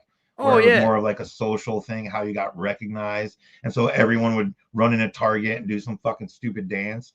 I think it's like an early version of that, where you were establishing your scene, because before them there was the disco era and stuff like that. But there was nothing for them to like really latch onto. There was no club for them to go to, and they were trying to create something. And so there was this flash mob mentality, because when you're partying in a McDonald's, that's only going to last 15 minutes till the cops get there and start splitting skulls. Yeah, exactly. Because they would throw parties in the subway with a boombox until the cops broke it up. And they would even have parties in ATM vegetables. Like in the fucking glass dome where the ATM is, like they would literally have like 50, 60, however many people they could fit. And they'd just be fucking partying in a fucking ATM thing. Like, yeah, I don't get it. It's not for me, but like, man, kudos to them for pulling this shit off. I'll say I wasn't around in that area, or I don't think I would have been a part of it either. Right. Well, this was the start of it. Like, it just shows how much they grew, because they would start by invading Dunkin' Donuts, and then they would fucking pack up the Palladium, and the Palladium, the capacity is 2,160 people in the main room, and then their room upstairs was another 500 people. And So that place would be sold out. yeah, that's what I mean. Like, there's like fucking 3,000 of these club kids just hanging out, and like it all started in Dunkin' Donuts and shit. It's fucking wild to think about. Well, and then you'd have like That's you'd be at crazy. Limelight on Wednesday night, Palladium Thursday night, Tunnel Friday night, Limelight Saturday night, and literally you would go out every single night. Like, you know, Wednesday was the first night out, Disco 2000. You go out every night until like Sunday, and then Monday and Tuesday were your days off. Right. Yeah, like to recuperate and rehydrate and shit. Pretty much. So Peter Gation, he owned like a bunch of clubs. No, he got busted for tax evasion and got deported to Canada. And this was like, was this around the same time Michael got in trouble for murder, or was these two separate occasions, or what? I believe it's like after he got raided, it was a part of the investigation into why they were raiding him. You know, it was kind of like a joint thing with like the drugs that were moving in and out of Limelight and where they were coming from. But then there was also his tax situation. And I watched an interview with him not long ago where he was talking about opening more clubs again, but I don't know if that's ever happened or planning on happening. But yeah, he got basically booted from the US. How accurate do you think the relationship between Michael Alec and Peter Gation is that was portrayed in the movie Party Monster? Like, do you think Peter really treated Michael like his son and just kept feeding him money and letting him fucking do all these crazy parties? And meanwhile, the fucking Peter Gation's wife is pissed off and you got to get rid of these fucking club kids?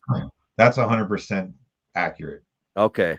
Because the guy that wrote a book about the club kids, he said that they were just like magnificent manipulators. And it's like, that's kind of how the movie portrayed Michael into manipulating the Peter guy into like, just keep letting me throw parties, man. I promise the money's coming. You'll make money. Well, that's what I'm saying. I think it was just money driven shit anyway. Like the dude was like, I don't give a fuck what you do, just bring me money. Right. Well, that's what and I mean. Go ahead, Audie. No, go ahead, man. A lot of it was that, but I mean, like regardless, if you were the Peter or Michael, they were both making a ton of money. And once that money came in, it's not like Peter was saying, Michael, stop selling drugs in my club. He's like, let's make more money selling drugs in my club. Because let's be honest, Michael wasn't the one who was like getting the drugs and bringing them into Limelight. Peter Gation had those connections and was helping with that. You know what I mean? Oh, see, they left that part out of the movie. I don't remember that at all. It wasn't solely Michael that was bringing him in. Like Mike, they made it look like it was all Angel, because in the movie they kind of portrayed Angel as like the fuck off kid. Like, you got to pay your dues. Like, they kind of treated him as a prospect. And then when they found out he had drugs, they let him kick it and hang out. Right. That's kind of how the movie portrayed it, unless I'm mistaken, because I haven't seen it as many times as you. I've only seen it like 2 times. Well, no, and you're not mistaken. That is how they portray it, and that's really how that scene was, though. It was, you're only a person in that scene if you were providing something, drugs, sex, you know, people, promotion, something. Yeah, like you had to be somebody or provide something in order to be in the clique, in the crew, you know, to be right, to be a club kid. Right. I mean, yeah, there was a lot of people that showed up and they were dressed a certain way. Like, I never got all like that. I was more of like, you fucking liar. You liar. I got pictures of me and Jinkos with Tommy Hilfiger shirts on. All right. That's the kind of guy I was. Jinkos and Tommy Hilfiger. Jinkos were fucking amazing. There's one more. I remember when I talked about how they would invade Dunkin' Donuts and ATM machines and shit. Yeah. There was a party where they invaded a cardboard shanty town of homeless people. Like, I don't know if it was under a bridge or what, but like they found out where all the homeless people were kicking. Yeah, right. And they just went in and took over all their cardboard houses and throwing parties in it. And they Michael Alec felt so bad afterwards that he gave all the homeless people a bunch of crack. It was like, here's some fucking crack, here's some money. Like, I don't know how true it is, man. This is just what I read on Wikipedia, so I don't know. I've never heard that specific story, but a funny thing about Michael Alec, and just a little bit about like you could tell like the type of person he was. I always felt like by this story was shortly before he killed Angel, I was actually at Michael's apartment, and when you went into his bedroom, It was just so fucking weird. In the center of his bedroom, he had like a, I don't know, like an 8x8 piece of plywood on top of two sawhorses. And in the corner of the room was a little double mattress that had like no sheet, a pillow, and then like the pillowcase was just disgustingly stained. And then like there's like a sheet maybe somewhere on the, you know what I mean? Like real crackhead style shit. Oh yeah. But then on this piece of plywood was the most magnificent fucking Lego city you've ever seen in your life. The Really? most intricate, fucking coolest looking Lego city I've ever seen in my life. It was so fun. I can't even get out of my mind how cool it was. It was probably at least 4 feet tall, and there was like rivers and all kinds of shit, dude. It was insane. Well, I could see a bunch of dudes being just so fucking high on blow Yeah. and like just fucking really getting into it and making this amazing Lego town. Like, I mean, I get it. That was, one of the cool things about that period of time was the people that I hung out with in New York City. When I would go to their houses, they always had like the most interesting fucking decorations, right? So there was like this one lady who she had a fireplace mantle, and I've always wanted to recreate it. And she took Barbie head dolls and made them all punk rock and shit, and glued them. The whole top of her thing was like Barbie dolls, like big head dolls. They were all like punk rocked out with mohawks and stuff, and they were attached to the top of her mantle, her fireplace mantle. Those like things you hang on the side back in the 70s and 80s on kids' beds, and it has like the little mirror thing and the little thing, and you know what I mean? Like on Instagram, like one guy had a whole wall in his house completely covered in those things. Like he collected like 100 of them and covered a whole fucking wall in them, and just really weird. Like you go in and people's houses were just like pieces of art almost, like, you know what I mean? right. Wow. It didn't have live, laugh, love on the fucking wall. It had Exactly. Right. That's a good point. Well, they should have. Yeah, maybe those were some things that they should have fucking followed by, and Yeah. that they wouldn't all be fucking ended up dead and shit. Well, So we're at 2 hours in. I definitely want to talk about the events that happened on March 17th in 1996 when Angel got murdered. And I know that you knew him.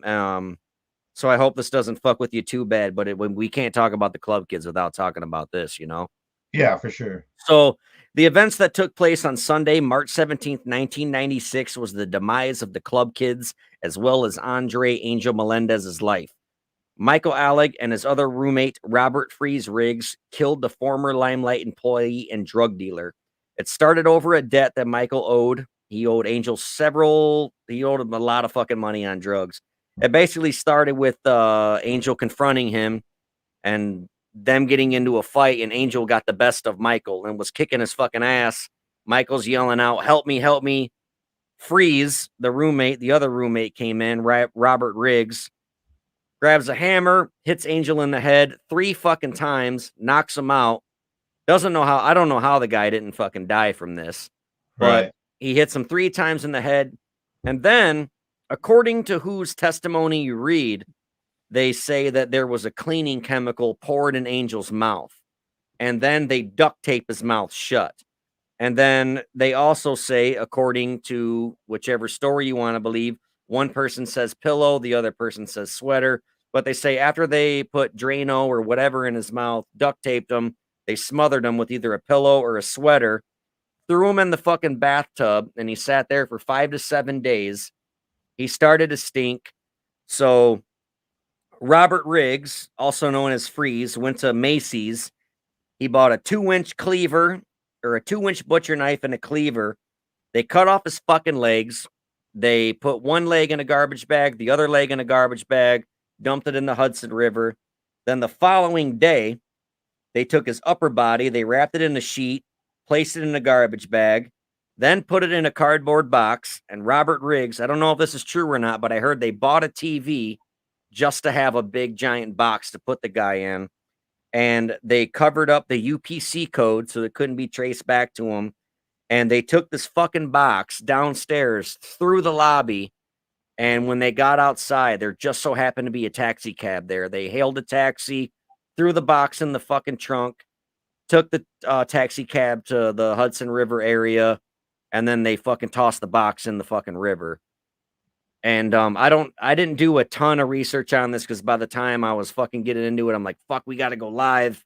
That's about all the information I have on this murder.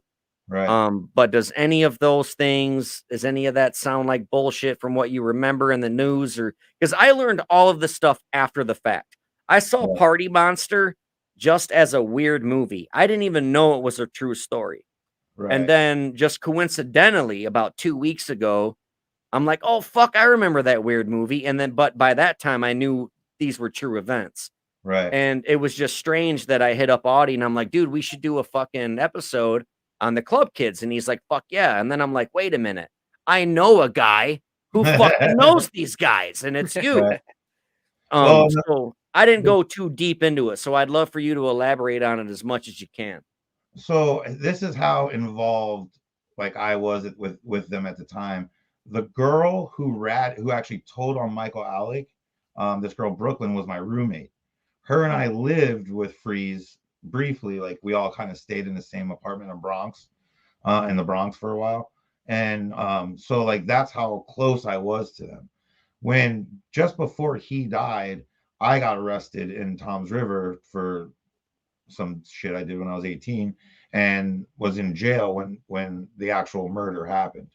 And actually, I might have been out on bail when the. So we're gonna go on record and say Vladimir DeWinter had nothing to do with Angel's death. Absolutely. He has a fucking alibi. He was in jail, assholes. Leave him alone about it. We're sick of getting the hate mail. It's probably a good thing you were locked up. You probably Yeah, didn't no know. shit, because now you have zero ties to Yeah. it, dude. Well, and at the time, like I said, I was, I was doing whatever drug anyone would put in front of me. So if put in that position, who knows what the fuck I would have done. Exactly. Yeah. No shit, man.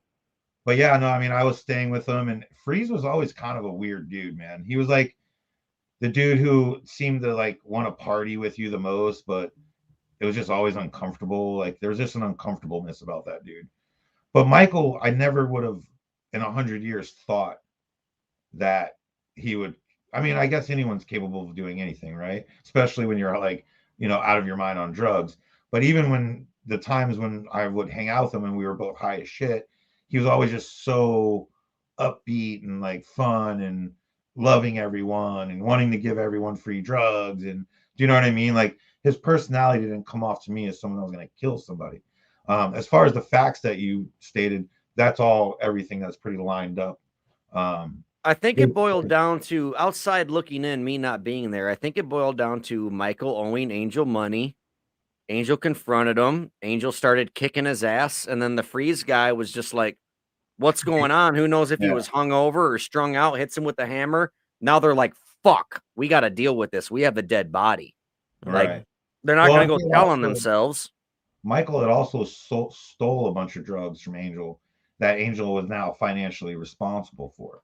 Okay, so what I read is he did it after the fact. After he killed him, he went in and took like $10,000 worth of cash, $5,000 worth of drugs. It was like hidden in his shoes or something. Yeah, before that, he had also, Angel had fronted him drugs, but then he had also stole drugs from Angel as well. But then after they killed Angel, I think in the shoe they found like $5,000 and like a bunch of ecstasy or some weird shit like that. Right. They found a bunch of other stuff that he had, but prior to that, he did steal a bunch of drugs from Angel. This just goes to show, kids, don't do drugs, but if you are, pay your dealer. I like how we go from like the straight edge stuff to the drug stuff, not the drug stuff to the straight edge stuff. Yeah, right. So how accurate, you knowing Michael and St. James or whatever, and Angel Melendez, how accurate were the actors in this movie portraying these people? Was because I always thought, like, even outside looking in, not knowing these people, I'm like, Macaulay Culkin and Seth Green are really overdoing it right now. Like nobody acts like that. Right. I know gay people can be flamboyant and fun, but these two were just like, man, how accurate were they portraying? They killed it, man. Absolutely. No, was that pun intended or no pun intended or what? Yeah, it's a fun movie, like but movie. how? No, me too. It's a fun movie, but was Michael Alec really the way Macaulay Culkin played him in real life? Was he really like that? He was extremely flamboyant like that. Very, talked with his hands a lot. He's very had a feminine touch to his voice. James St. James was a little bit more reserved in real life than how Seth Green played him. And he tried to like get that essence, but it's I don't know how to explain it, but there was more of a formality when it came to James St. James, more like, you know what I mean? Like Right. there's a way you eat, there's a setting you put down on your table. Much more refined, I guess would be the term I would use in comparison to how, Structured. yeah. Was their Yeah. apartment as shitty as they put it in the movie? Was it kind of run down and kind of a shithole? Well, like I said, the one that, the one I went to the most that Michael Alec lived in with the Lego City, that place was not like a shithole. It was basically it was in a really nice apartment building, and that was like, I think like 25, 30 stories tall, but it was like a shithole with inside of a nice apartment building. Mm. St. Because you gotta, James is dead also, is he not? Is he dead too? no, he's still No, alive. he's still alive. He's weird. He's still alive. So Michael Alec is the one that died just 2020 on Christmas. Yeah. Christmas Eve 2020, shortly before midnight. He died at his Washington Heights home from an accidental heroin overdose at 54. This guy is 54 years old, still out in the world doing fucking heroin, man. Isn't that wild? Yeah, That's he got out of fucking prison and was crazy. chasing that dragon, man. Well, yeah, I mean, Yeah, you no gotta shit. keep in mind when he was probably doing drugs, most of the time he was in prison too. Yeah. Yeah, well, Charles Manson said there's sex and drugs in prison, so. Yeah. Yeah, that was actually, think like that girl Brooklyn, and the show, I think her name is Tia Leone, if I remember. Is that her name? I think so. Yeah, Tia something. She's in Orange is the New Black. She played in Beverly Hillbillies. And Kids. She played in Kids too, didn't she? Yeah, the girl in Party Monster was in Kids. I remember that. I'm like, man, this girl's familiar. You guys are thinking of the other chick. There is a girl in Party Monster that was also in Kids, but it's not the girl you're talking about, right? Yeah. Here's a funny connection to Kids. The black kid who skates and he pulls his dick out and whips it around. Yeah, he's a real professional skateboarder, actually. He was a professional skateboarder and he was a fucking busboy at Limelight at the same time. Really? Oh, wow. Yeah, I shit you not. I like that movie, Kids. Dude, from what I understand about the movie Kids is none of those people were actors. Like they were making this movie in that town or wherever these people were from. Yeah, and they gathered these real kids from the city and was like, you're going to be in the movie, you're going to be in the movie. And Rosario Dawson was like, I never acted a day in my life, and I had to ask my mom and dad if I could be in this fucked up ass movie. Yeah. And thank God they said, yeah, because look at her now, dude. She's been fucking, There was two actors. Either they bloomed from that or what, but the other guy was the one guy Friday. Next Friday. Oh yeah, Roach. He's suicide. And the other kid played Friday. The other one played in the one Telly, the one that had the AIDS. Right. Played in the movie Bully.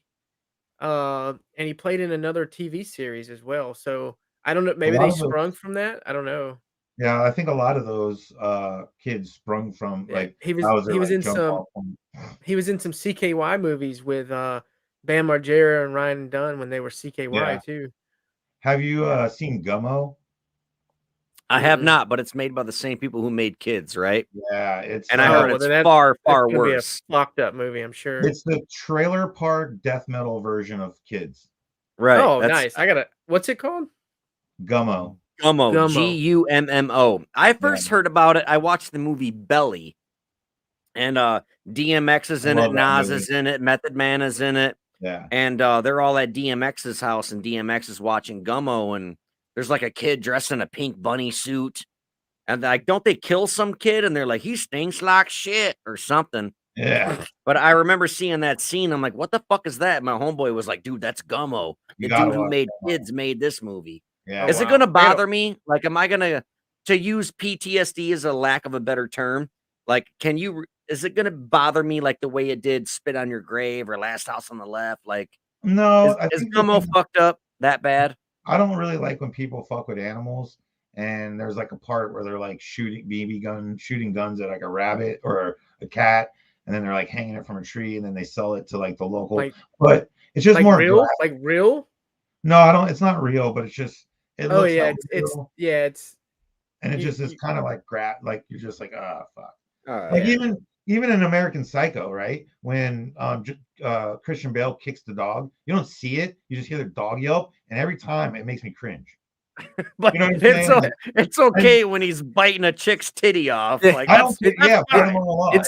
it's okay. He gets his dick blown out, but if he hears a dog, it's Yeah, it's right. game fucking over.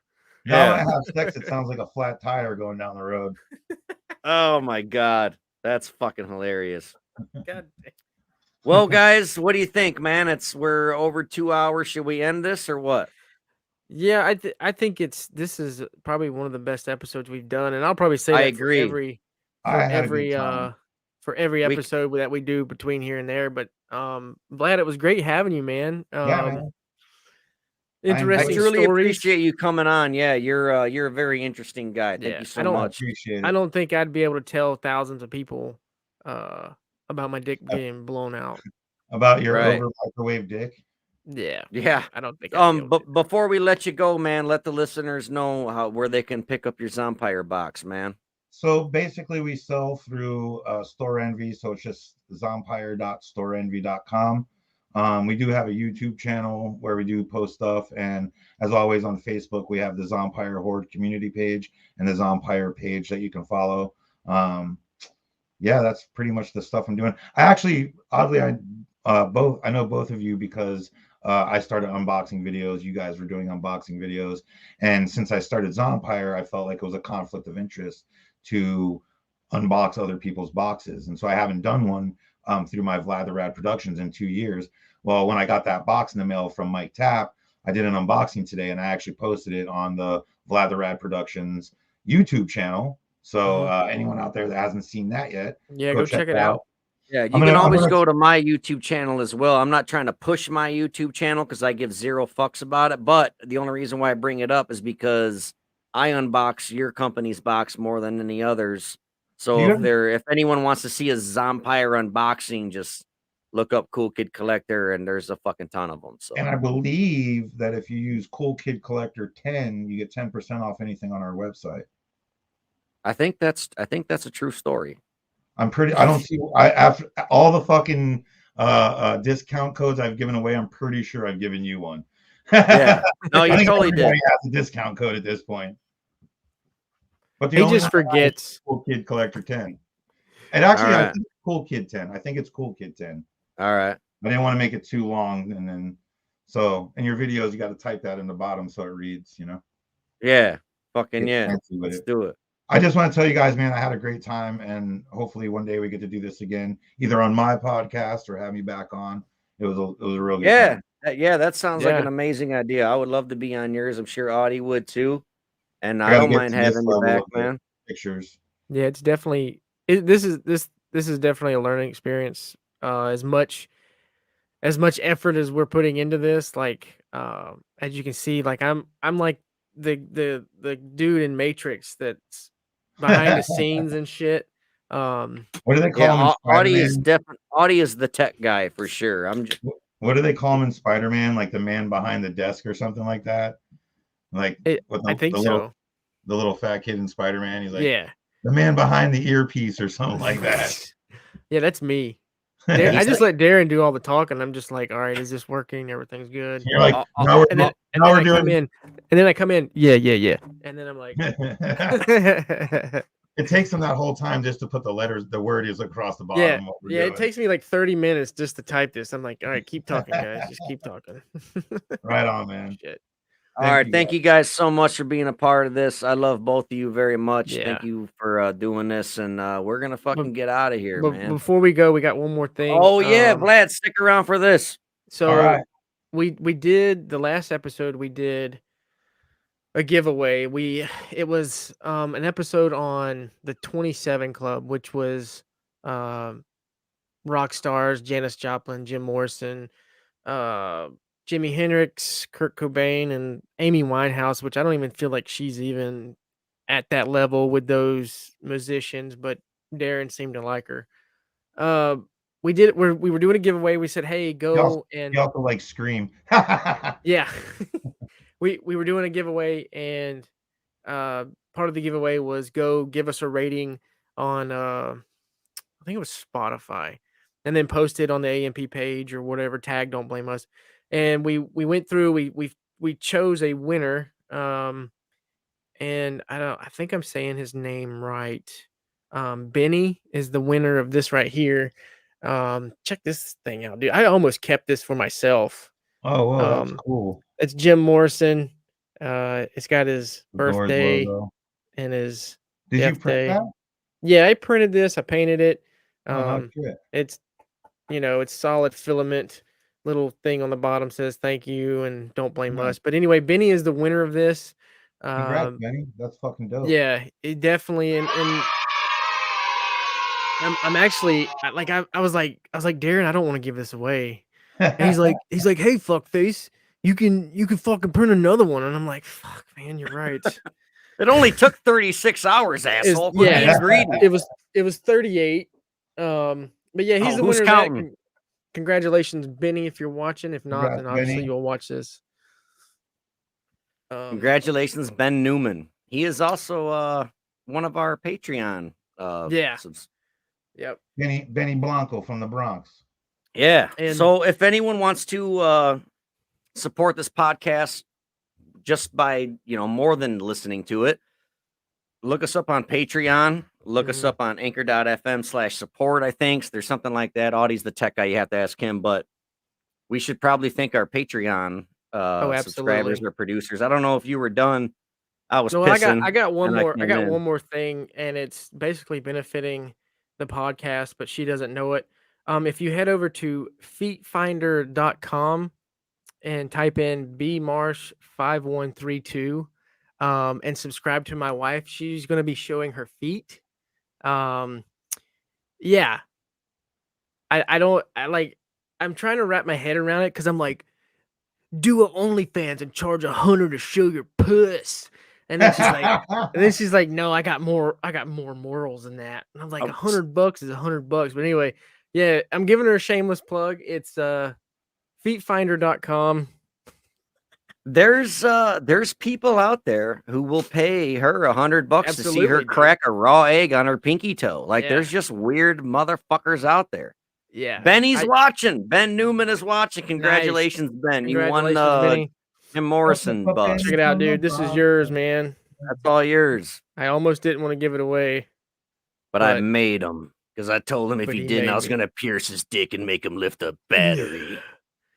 You know what? After this show, I'm going to go try that. What? No. Crack a raw egg on your foot or No, lift I'm a gonna battery with your dick? I'm not gonna pierce it. I'm just gonna kind of like hold it with like a 550 cord at the base. I got a challenge. Oh, Got a no. challenge. Oh, 1 God. week challenge. You got 1 week to train. Take a butt plug, right? I'm out. Try put a chain to a car battery, and you got to be able to pick the car battery up without the butt plug coming out. Like Kegel butt. Like Yeah, you got to kegel it in there, and if it slips out, you lose. I'll put that on the That's Patreon. all you, Audie. I'm pretty sure he's talking. Whoever's plug slips out first loses. Oh shit. Nope. All right, guys, let's give our shout out to our producers. Ben Newman is one of our producers. Thank you so much. Brent Kopaka is one of our producers. Thank you so much. Ryan Merriman is also one of our producers. Thank you so That's my much. guy. If you want to be we also have two others. Yeah. Guys, you got to remember that you got to give StreamYard permission if you're on Facebook to grant your name. You got to give permission. And if you donate to the Anchor thing, you can do it anonymously. We have two others that are anonymous. We have no idea who you are. Yeah. But thank you so much for contributing and paying and being a producer of the show. Yeah. So if you want to get credit for it, please change your name. And then we will give you a shout out at the end of every show as one of our producers. Yeah, and I just want to paint the picture real quick for people. These donations is going to be given back. It takes a lot to run these programs. This is like a $50 a month program. And what kickback we would get, it's going to go towards stickers, merch, prints like this. I can buy filament, hook people up. So it's nothing like crazy. We're not like trying to quit our day jobs and say, give us your money. It's not what we're doing. I see a lot of people that do that and give nothing back, but more or less it's just paying for what we're just trying to do. I would love So we to give can a keep shirt. fucking doing it. Yeah. Yeah. Let me know when you guys need radio station-esque license plates, that have your pictures on either side, like the Texas 2 one you just got. Oh yeah, Dude. man. That would be awesome. Yeah. Like, Dude, Hate My Name was at a convention today. He got the dude who played Tom Morga, who played Nubbins, and Bill Johnson on that plate. I sent them. That was in the last box. That's He just got awesome. it signed today, double signed. That's really cool. Yeah, I was pretty stoked for him. Very, Sorry, very cool. No, I'm glad you did, man. That's a great point. I would love to have that on the license plate. Hell yeah. So is that it, gentlemen? Any last words? What do you guys think? Thank you very much for tuning in. I'm your co-host, Vlad the Rad. You're on 66.6 AM on your FM dial. So professional. That was nice. He's got a fucking rad voice, don't he? I sound like something out of the trailer park. Well, you got this goddamn. Well, God damn it, boy. Bobby. Go look at pictures of Brittany's feet. Do it. Or dog. Go subscribe. Her pretty feet. It's called Brittany's Toe Jam. That sounds like a Tony Hawk Pro Skater 2 fucking part. It's a downhill jam, but it's like. So is she gonna have a store where maybe she sells old socks or? Well, I told her she needed to sell panties, like used panties, but she doesn't listen to me.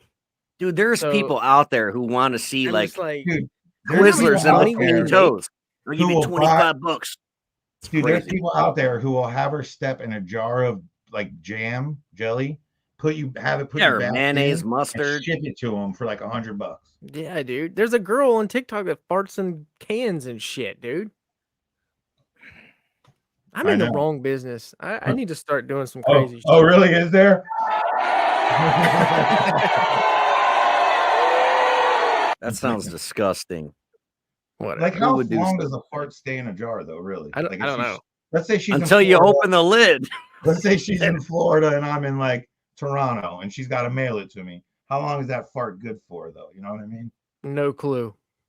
I could test it. I could fart in a jar, and then the next episode I'll open it on the air and be like, see if it still smells like an ass. It'd be like, oh, it stinks. All right, we gotta get out of here. Go. Right. We're pushing 2.5 hours. If we don't end it, we're gonna be here till fucking. Don't nobody want to listen to a 6-hour podcast. That's true. All right, fellas. All right, I love you guys. Thank you so much. All right, man. See you. Hit that outro, Audie. Yep. Thank you for tuning in to our little Passion Project podcast. Remember, we go live every single Friday night, same damn time, same damn channel. So if you miss it, don't blame us.